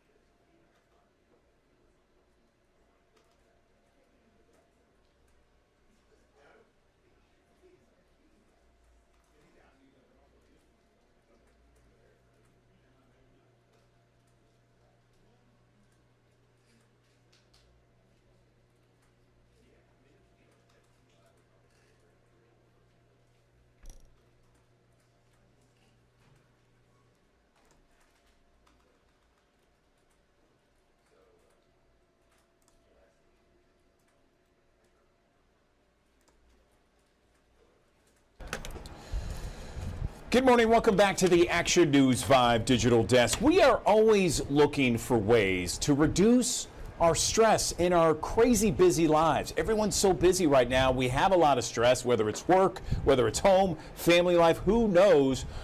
We all have it. And practicing mindfulness, well, that's one way to reduce stress. On the Action News 5 digital desk, I'm joined right now by Allie Parker. She is a yoga instructor and a studio leader at Lifetime Fitness in Collierville. Allie, so glad you joined us here. So tell me about mindfulness, practicing mindfulness, and how it can help all of us reduce stress in our lives, because we really need to reduce that stress. Good morning. Good morning, and isn't that an understatement? We are all so busy, so stressed, so much going on in our day-to-day lives that it's important to practice mindfulness. And mindfulness for some people immediately calls to mind this picture of meditation, and you just sort of picture like a yogi in a silent room on a cushion canceling all their thoughts. But mindfulness is something that we can practice every day. It's as simple as being aware of the present moment, noticing your thoughts without judgment, and just carving out time in your day to be in whatever moment that you're in right then and there. Okay, I love it. So for our audience, we have thousands of people who watch each and every morning, Allie. Let's talk about ways that people can just do this wherever they are, whether they're at work, at home, maybe waiting in the doctor's office, what have you. Yeah, absolutely. So one of my favorite things is to pick up something that you do every day. Brushing your teeth, waiting in the school pickup line, something that you're going to do on a recurring basis, and let that be your reminder to practice mindfulness. And mindfulness is as simple as stopping, taking a breath, observing, noticing what's going on, and then proceeding, moving forward with more awareness of the present moment. So one of my favorite things to do is just when I'm sitting at my desk at work is take a moment, kind of drop what I'm doing, notice how my feet feel in my shoes, notice the temperature of the air on my skin, take a moment and take a few deep breaths. Notice how my breath feels traveling in through my nose and how it feels leaving my body. And then just doing a full body scan and noticing what changed after practicing a few moments of mindfulness and awareness. I like that. It seems pretty simple. And tell me about how doing that for a few minutes each and every day, how that can reduce stress. Yeah, absolutely, Andrew. There are so many studies out there and more coming out each and every day that talk about how mindfulness can actually rewire our brains. So there's a study from the National Institute of Health that shows that practicing mindfulness and meditation can actually help with the areas of our mind that are responsible for processing emotions and retaining memory. So there are some really proven benefits to taking this time, carving it out in your day. It's also been noted in various studies that practicing mindfulness for as few as 5 minutes a day can help reduce perceived stress by 40%, which is a pretty staggering statistic. I would take a 40% reduction in stress any day. So definitely super simple to take 5 minutes of your day. And fortunately, there are so many resources nowadays to practice, especially with May being Mental Health Awareness Month. There are so many platforms that are offering ways to practice meditation, one of which is the Lifetime digital app. It's free to members and non-members. I just did mine this morning. I love to do it when I'm waiting for school pickup line. It's a great one to just plug in during your day. And like I said, it's just 5 minutes. Some of them are moving meditations where we're getting you moving with your breath. Some are more still where you can practice them seated in a waiting room, like you mentioned, and you're just noticing your breath work and tapping into your physical body. So lots of different variations that you can take. Also, some of my favorites are walking meditations. I know the weather's finally getting nice enough to get back outside and walk. So put on a walking meditation from the Lifetime digital app next time you go and let me know how it goes. I love everything that you're saying. It sounds fantastic. It sounds great. What about meditation? A lot of people might be intimidated to try it. They think, oh, well, I can't sit still for more than a minute without like thinking about everything, and my mind freaks out and it's going a million miles an hour. How do we get to the point where we can practice meditation, Allie? Yeah, and honestly, the people who are having a mile a minute thoughts or feel like I'm not a good candidate for meditation because I can't sit still, you're the perfect candidate for meditation. So meditation is a practice of noticing. I always tell my students, it's not the absence of thought, It's noticing the thought. So a great analogy that I had a teacher once explain to me is imagine sitting sort of behind a waterfall and let your thoughts just be the water that falls right in front of you. So you're noticing them, you're seeing them, but you're not attaching yourselves to them. Or if you are, you just sort of label it like, okay, I just thought about my grocery list. Let's bring it back to where I am right now. And one of the easiest ways to bring yourself back to the present moment is taking a deep, slow, intentional breath and just saying to yourself, inhale, exhale, and repeating that a few times. And again, it's so natural for all of us when we're practicing meditation, even those of us who practice daily, to have moments where our mind wanders. It's important to give ourselves grace and practice without judgment so that we can call ourselves back to the present moment and say, okay, I went and thought about what I have to do later today. Let me call myself back to where I am right now with my breath. Inhale through my nose, exhale slowly through my mouth, something like that. We can bring you right back. And it's easy to just take a moment, label the thought, and move forward. I love the waterfall. That allegory sounds great. I mean, it's a great analogy, and I'm going to try that after we're done here. Amazing, love it. Yes, absolutely. Final thoughts. I mean, is there a place where people can go online and maybe kind of learn more about this, practicing meditation, mindfulness, reducing stress through these kind of different techniques? Absolutely. As I previously mentioned, the Lifetime digital app is totally free to members and non-members. So if you're not a member of Lifetime, don't feel like you still can't download that app from the App Store, log in, and then within there, we have a challenge going on during May. It's to practice meditation every day, and it's literally just 5 minutes. So once you log into the app, one of the first things that you'll see is that practice for mindfulness. I would encourage you guys to drill into that, check it out, and beyond May, this will be available, again, free to members and non-members for you to check it out. They've got various different types and lengths of meditation. So once you get more comfortable with 5 minutes, you might bump up to 10 minutes on a day that you have a little bit more time and see how your mind reacts to a little bit more space and intentionality in those times. We also have classes here during the month of May at Lifetime. So if you're interested in trying out a class, all of our instructors are incorporating 5 minutes of mindfulness at the end of class. So if you want to just kind of get your toes wet, see what it's about, see, like, can I really do it? A great way to practice is, first of all, to get out of your mind and into your body by doing some physical exercise, coming to a class, and then we'll wrap up the class with 5 minutes of intentional meditation or mindfulness. And I think that you'll find it's a lot less daunting than you think it is.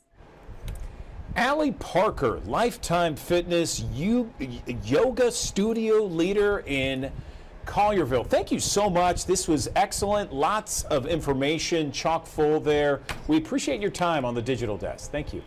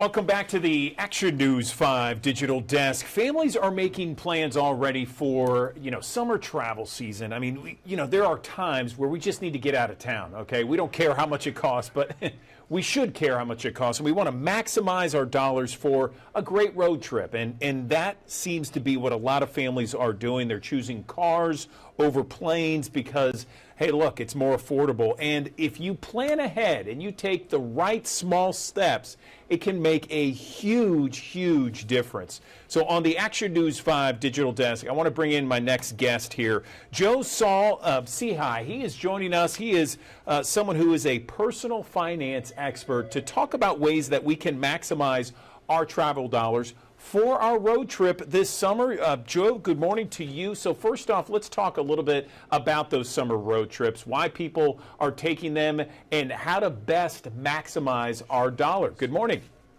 Hey, good morning. You know, we're all seeing it in our wallet, right? Since the pandemic, a recent national study showed that prices are up about 15% when it comes to travel. Restaurants alone, if you've been in any local restaurant, you already know what I'm talking about.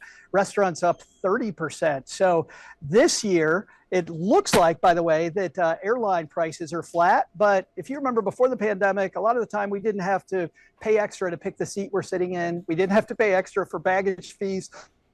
Across the board now for not sitting basic economy really add up, whether we're going alone or with a family. So I think that's why this year a lot of families are like, what's in my backyard, or how do I hit the road to maybe have some comfortable travel and see some of Americana that I hadn't seen before.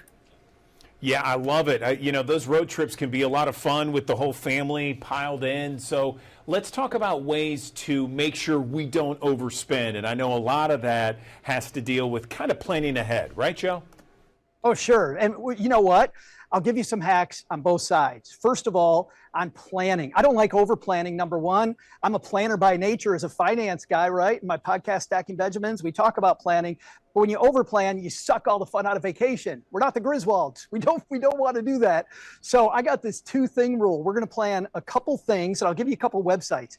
Love TripAdvisor. If I'm going into that restaurant with restaurant prices up, I want to make sure it's worth it. So we'll find someplace quirky. I get to look at the menu ahead of time so my family knows what they're getting into. And you know what? TripAdvisor is a place where locals have talked about the restaurant. So I can go in and I can read the reviews ahead of time to make restaurants a good experience if I'm going. But also, if I'm on the road trip, I can pack snacks and I can maybe cook. I'm in this beautiful metro park here. If we just look around Memphis and we're gonna hopefully be out in the breeze and the temperature stays under 100 degrees, we could be out in the local park that doesn't get as much love as it could. And I'm grilling out, which is gonna be a fantastic time. I also like, there's a website called Viator or Viator, Viator.com. A lot of local tours if you're traveling this year. So I love the haunted tours. I like being a little bit scared. Number 2, I like food tours. I love history tours of these little towns around America. Those are so fun. They often cost a lot less money. So that's on that planning side. But there's another planning side people forget. And as a finance guy, I think this is a big one, which is I don't want to get into credit card debt. And I don't want to create these horrible experiences when I get home. I want to be refreshed and ready to go. So I want it to fit the budget. But then if I'm ready to pay cash, everybody asks me about these rewards programs. I then want to take advantage of the reward program, because if I add up points, and these points can add up fairly quickly, and I pay them off right away, I take that cash cushion and I pay it off right after I swipe the card, then I'm not getting into credit card debt and I'm accumulating points, which makes the trip less expensive and also makes the next one less expensive. You know, you and I are on the same wavelength on this, Joe. I just took a trip not too long ago, and I checked out TripAdvisor and actually had some trips with Viator. So great stuff. I love it. That you're right on point. Let's continue and talk about maybe some tips for gas, hotels, that sort of thing, because those can add up quickly, especially the prices of hotels these days. I don't know about you, but it just feels like hotels have skyrocketed. If you're traveling this holiday weekend, you don't want to wait because there's a lot of competition.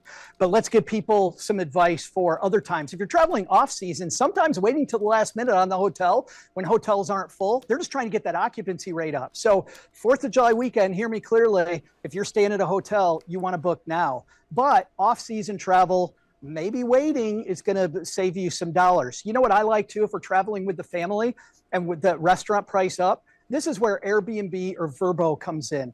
Airbnb and Vrbo doesn't necessarily spend you money on the surface, but if I can cook a meal at home after going to the local grocery store on the road trip, everybody's happy. We play some games while we're at the Airbnb. Also, some of these places are pretty quirky and working good memories. I got this friend, Whitney Hansen, who's in Idaho. Shout out to Whitney. Whitney created a house that looks like a flower pot. Like, imagine taking your family and staying in a flower pot. We stayed on the coast of Lake Michigan one time in this boat in a marina, the little town called Saugatuck. My family, my kids still talk about that trip. So looking at Vrbo, looking at Airbnb can really not just save money, but can also create some fun memories for the family. Next thing too, by the way, again, I'm standing in this park.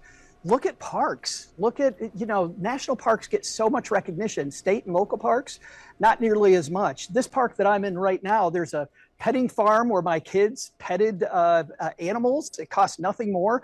I took a hike here one time and had bird seed and birds eating right out of my hand, like phenomenal fun. I love it. I love it. What else? What other kind of tools or programs can we touch on before we let you go, Joe? This is all very effective. We have thousands of people who watch us each and every morning. Well, I got to tell you, taking care of that vehicle, if we're doing the road trip, which I love, as you can tell, I do a lot of road trips in the Saul Sehi family, taking care of really important. So if you've got the app on your phone, we talked about those two apps earlier, the Vitor app and the TripAdvisor, your car manufacturer, whether it's GM, one of the other manufacturers, they all have an app and you can look at the health of your car, properly inflating your tires, making sure you're ready for the scheduled maintenance. Your biggest expense if you don't own a house, you know what the number 2 expense is? That car, and you want to have a lot of road trips. So a great website I'll leave people with is experience.gm.com. You'll which has no annual fee and is one of those cards I talked about with point programs, can help you a lot on accumulating points and saving some money on the trip, and also other GM maintenance, the GM reward. There's experience.gm.com is another great tool to have in your tool belt. Okay, Joe Saul Sehi, we appreciate your time here. Great advice, great tips for that great summer vacation for us all. Thank you.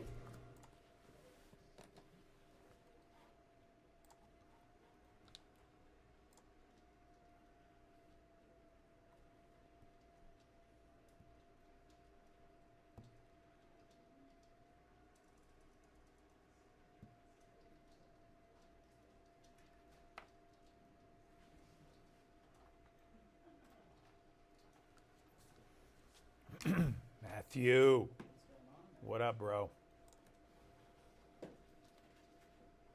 Look at Ike. Yep.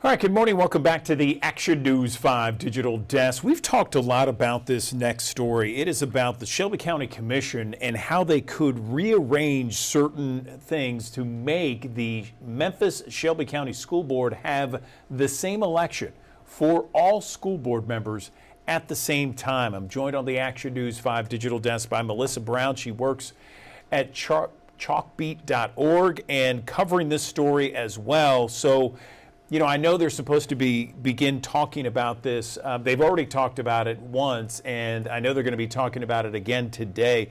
What's your feeling on whether or not this is going to happen, Melissa? Good morning. Good morning, and thanks for having me. You're correct. They initially sort of gave a first vote to this resolution in a commission committee meeting last week.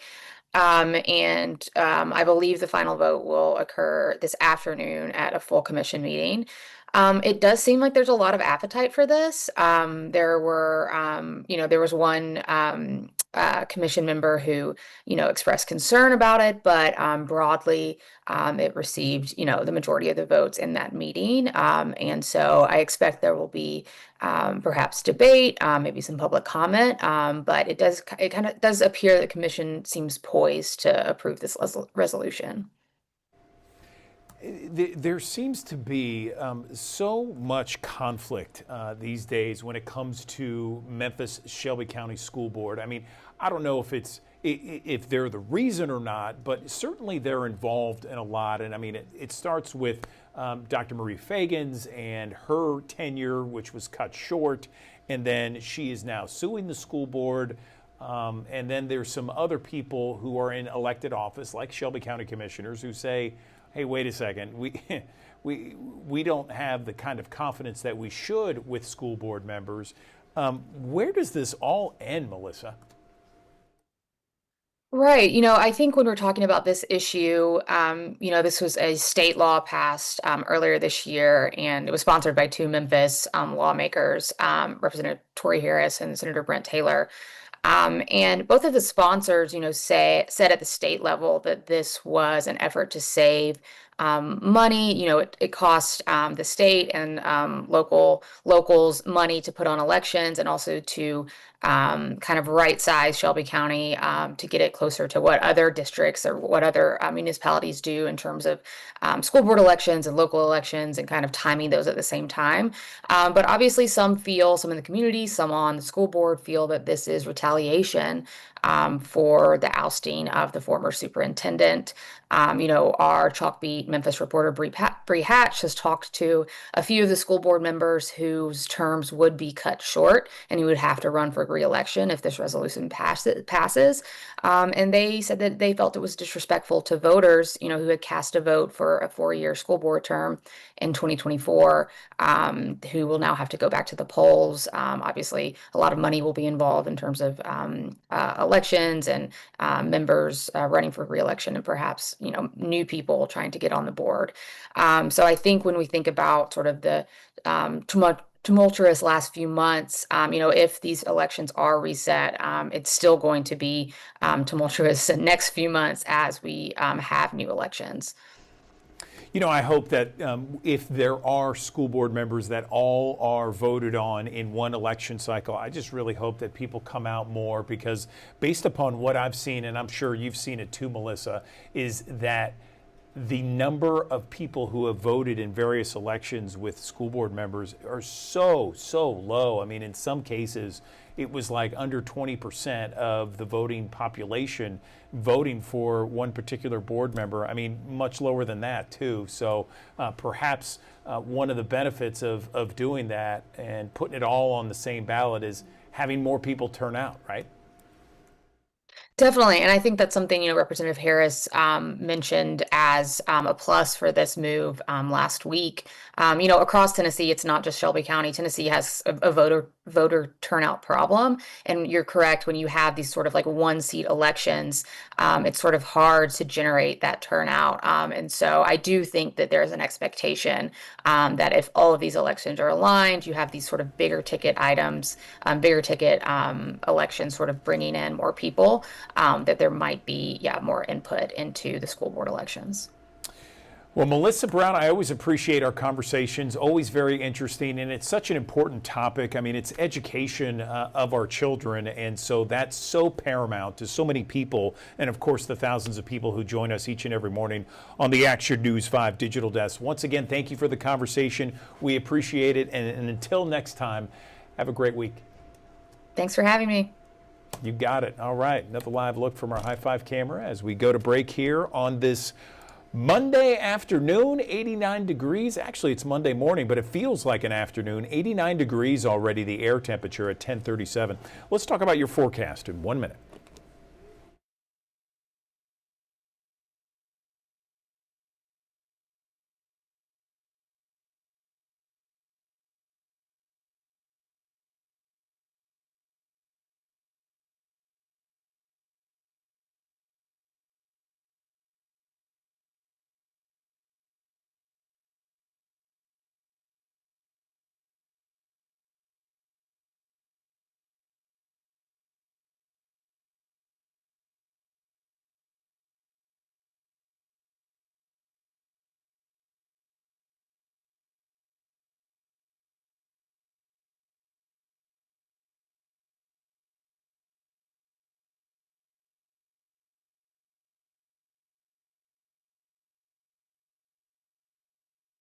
Thanks for joining us here on the Action News 5 digital desk here on a Monday, a first alert weather day expected here again across the Mid-South. The early portion of the week still featuring the dangerous heat. Of course, we've had a little bit of a backslide the last couple of days to ease us back to average, but of course it adds a little extra umph into the area with this upper ridge building back on top of us. That'll push the temperatures back in the middle to upper 90s. Feels like temperatures up around 115 degrees at times here as we go through the course of the day. 95 our forecast high here today. And unfortunately, I got to tell you, probably gets worse before it gets any better. But there is better in the forecast this time around. Last week, we were talking about the same heat wave, the second coming of this. It seemed like it was never ending. But it does look like now there are some indications that will bring our temperatures down as we head towards the end of this week, but not before we get back to feels like temperatures 105 to 110 here as we go through the course of the day ahead. Feels like temperatures by lunchtime, anywhere from 105 to 110, depending on where you are. I think the Delta locations, once again, Tunica, Clarksdale, Marks, Helena, West Helena, these areas that tend to be a little bit higher will likely be higher once again, where we're talking 110 to 115 in those locations. Most other locations across western portions of West Tennessee, northeastern Arkansas, probably 110, probably your max out temperature, and then feels like temperatures about 105 to 110 across eastern portions of West Tennessee and northeast Mississippi. This will be a common trait. I think even worse tomorrow, unfortunately, just because the humidity levels are going to be on the up and up as we go through a very hot day. Actual air temperatures will probably top out middle to upper 90s. Drink plenty of hydrating fluids, wear light, loose-fitting clothing, plenty breaks in the shade or indoors, and of course checking in on groups of folks who may not have adequate access to cooling relief, and also make sure your pets are taken care of as well. Of course, this heat's going to be relentless, at least between now and the next few days. Maybe a spotty downpour or two bubbling up with the daytime heat. If you get caught underneath that, hey, at least it cools you off for a couple of minutes, but of course that steam comes right back as soon as the sun comes right back out. Temperatures, though, in the middle 90s this afternoon. Most of the showers and storms that are able to bubble up here today, I think we may have a couple more that redevelop across western Kentucky and northwest Tennessee. They'll drift down closer to the Tennessee River overnight tonight, fading away by early tomorrow morning. A few passing clouds early on your Tuesday, a mixture of clouds and sunshine. Otherwise, temperatures right back in the upper 90s. If you don't catch a downpour, I think it will be quite hot tomorrow, and the humidity levels are a little bit higher tomorrow rather than what we saw even last week. So I think the feels like temperatures do have a bit of staying power throughout the course of the day. 10 o'clock still in the low and mid 80s at that point, eventually bottoming out upper 70s to low 80s early on Wednesday. A few more spotty downpours, mid 90s expected to come Wednesday afternoon. Of course, the first alert weather day, all in conjunction with this big ridge of high pressure that will be backtracking westward. This is the one that was sitting over the Carolinas during the course of the latter portion of last week. Remember, it split off into two different directions. One was going westward and kind of faded away. This one was sitting over the Carolinas, now again on top of us, and by the time we head towards Wednesday, we'll be over Texas. There's a frontal boundary that will start to slip southward slowly but surely, stalled out nearby, and that will help to facilitate a couple of things. One, a little better chance for some rain and storms, but behind that front, eventually some drier air does start to move into the area, and hopefully for us, a little bit of cooler air will come along with it too. But at least by the time we head towards this point, we may see a little better chance for some rain and storms coming back into the fall. We need the rainfall.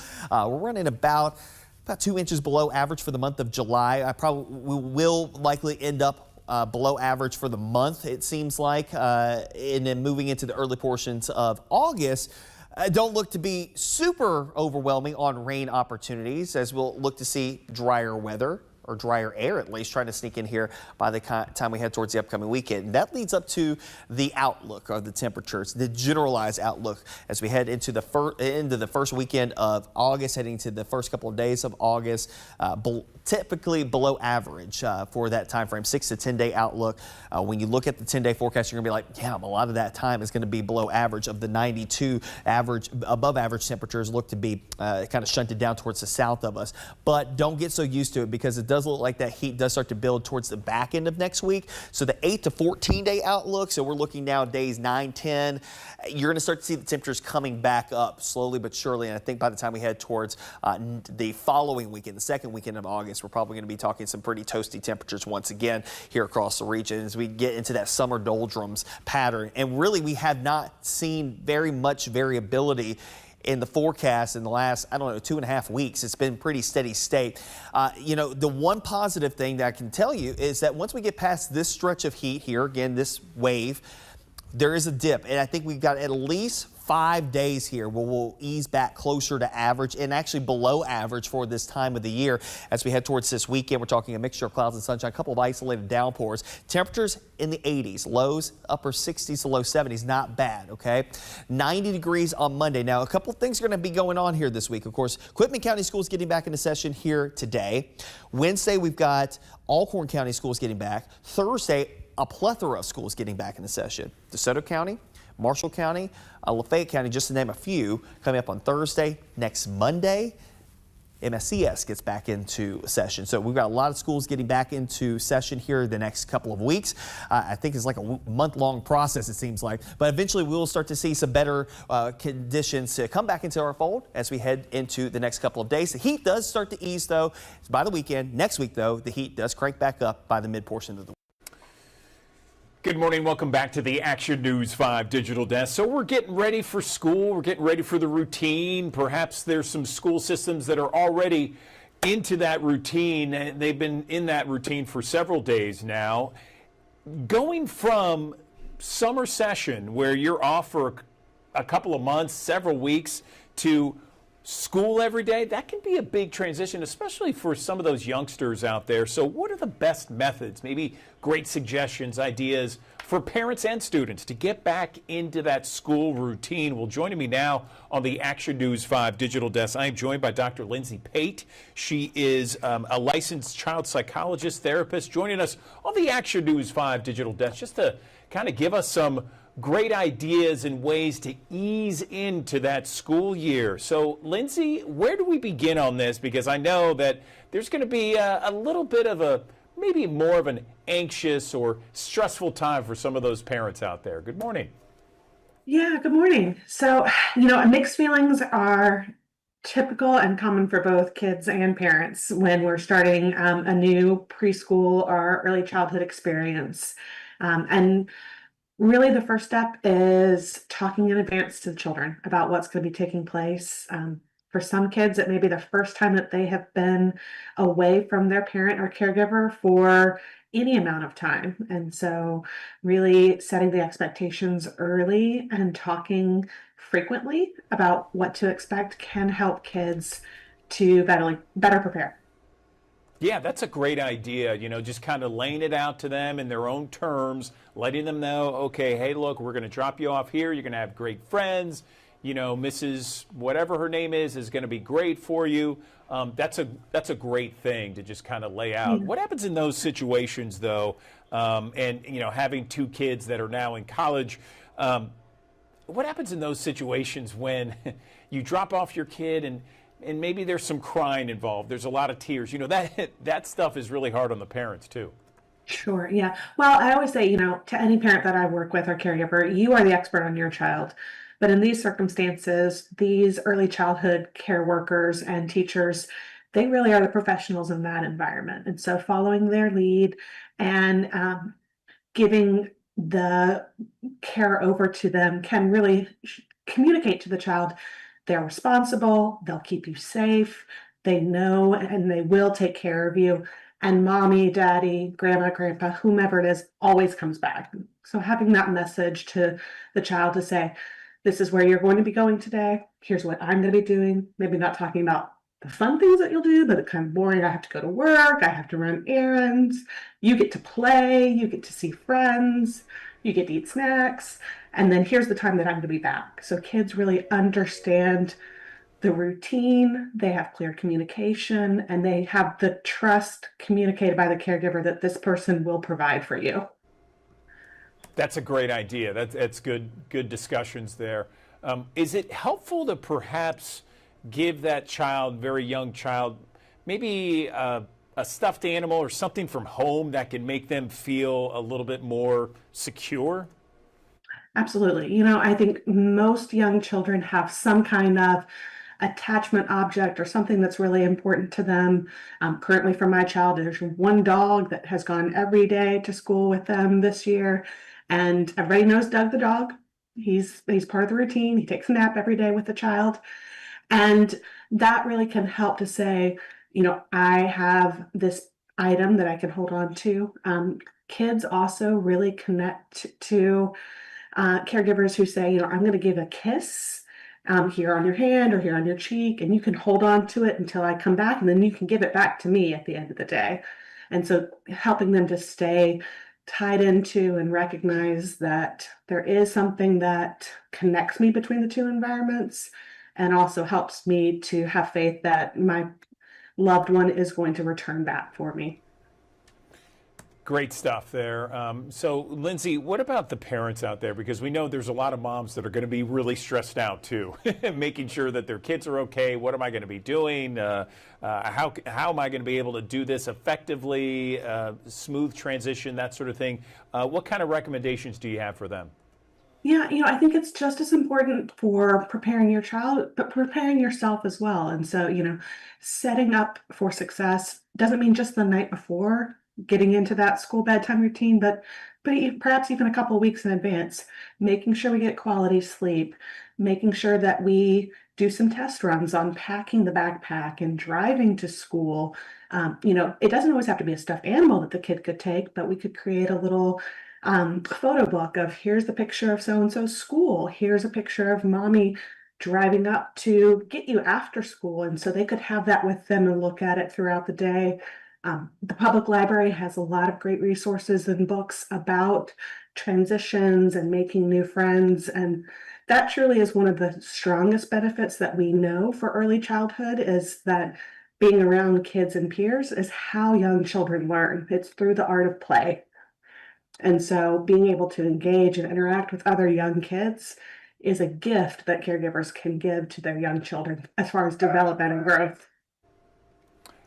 I love your suggestions, your recommendations. These are really spot on point for so many families that join us here on the Action News 5 Digital Desk. What else could we offer as a way to help some of those parents with those little toddlers, maybe perhaps starting school or going back, kindergarten, first grade, that sort of thing? Yeah, I think most schools thankfully now have orientation days or visits where you get to meet the teacher, see your classroom, really orient to the new space and environment. If at all possible, go to those, even if it is the same school that the child attended the year prior, because it's a new teacher particularly, new classmates, an opportunity for caregivers to meet other parents. And so we might be able to set up play dates or park visits where other kids they can engage with and interact, at least have a familiar face for those first few days of school, and help them to talk with that teacher or caregiver in advance and say, these are my concerns about my child. Here's what they do well. How can we build off those strengths and buffer against anything that might be a challenge? If I know it's going to be hard that first day for them to leave, can I stick around a few minutes? But then we have a plan in place together for me to say, okay, here's my code word that I need to exit, and truly have a one, I'm leaving, goodbye, here's our song that we sing before I go, or here's the final hug, and you're going to give me the hug back at the end of the day, and then exit and not return. Because coming back actually communicates to the child that they're not safe without you. And so having that really clear and clean removal from the environment may be harder on the mom and dad, but actually tells the child that they can handle it. Yeah, that's great stuff. I enjoy that. And so many schools these days, have kind of a session before, or at least a meet and greet before school begins to kind of make sure you see the lay of the land. The kid does as well. You interact with the teacher beforehand. So I know that's beneficial for some families out there. Anything else you want to mention, Lindsay, before we let you go? I think just, again, routine, communication, and consistency. It applies pretty much across the board of this age range for young children. It's predictable. It helps them feel safe. It helps them normalize their experiences. But especially in a school setting where things are new and different, it can actually help calm the worries and the fears that your child may be having. Wonderful. Okay, Dr. Lindsay Pate, licensed child psychologist and therapist, joining us on the Action News 5 Digital Desk. Thank you so much for these ideas, suggestions, and ways to kind of ease in to that new school routine for all those little kiddos out there. We appreciate your time. Thank you. Good morning. Welcome back to the Action News 5 Digital Desk. A construction wave is sweeping across the U.S., and it's fueled by a number of different things. It's fueled by AI, it's fueled by onshore construction, infrastructure upgrades, and the urgent need for affordable housing. I want to talk to someone more about this boom that we're seeing, this development boom, and how we can all get involved. I'm joined right now on the Action News 5 digital desk by Nolik Forrest. She is a corporate affairs officer with Amrise. Nolik, good to see you, and tell me a little bit more about this boom headed our way. Good morning. Yeah, good morning, Andrew. As you mentioned, there was about a $2 trillion investment in the U.S. annually to basically support the construction momentum that's going on. And we really see three long-term trends that are driving this. One of them is the modernization of infrastructure, with a lot of infrastructure that can be up to 100 years old across the U.S. But also in the commercial market, what we're seeing is advanced manufacturing really coming back to the U.S. And we're building factories. For instance, in Tennessee, we're right now part of building the Ford Blue Oval battery plant. But also we see chip factories, data centers, warehouses, distribution centers. It's just really booming across the nation. And in the residential market, there is a 5 million housing gap in the U.S. that really needs to be bridged. But also the building stock is about 40 years old on average. So there's a huge opportunity to retrofit a lot of homes to make them future-proof so that our families are safe. That's a lot of good news, Nolik. I mean, you mentioned everything there, this building boom that's hitting the U.S. How can people here in Memphis in the Mid-South get involved? Well, I think that Amrise is coming to the market serving a whole range of construction projects, from the new Tennessee Titans football stadium to factories like the Ford battery plant. I think what's important is to make sure that you use the most advanced building solutions so that you're future-proofing everything you build for today, but also for tomorrow. So Amrise is here to be your partner of choice. And tell us a little bit more about Amrise. So Amrise is going to be the largest building solutions company that is 100% focused on the North American market, so focused on the US and Canada. We are going to be providing building solutions as a partner of choice to professional builders, from foundation to rooftop, so from concrete all the way to advanced roofing systems and wall systems and decking. And we really are serving all construction markets, from infrastructure to residential, commercial, new build, repair and refurbishment. And we have 1,000 facilities across the region so that we can serve customers in every single state. So we really want to be the partner of choice for professional builders. So we have thousands of people who watch us each and every morning here in the Memphis area. So that's West Tennessee, that's Eastern Arkansas, North Mississippi. Anything else you'd like to mention to those folks who are watching right now? Well, I think that Amrise is going to be the local-to-local building partner of choice. So we're here for all of your building needs, from schools to homes to highways and bridges. We're here to make sure that we can advance the built environment to improve everybody's lives. So reach out to Amrise if you have any building need. Okay, Nolik Forrest, we really appreciate your time on the digital desk. Thank you. Thank you. Have a great day.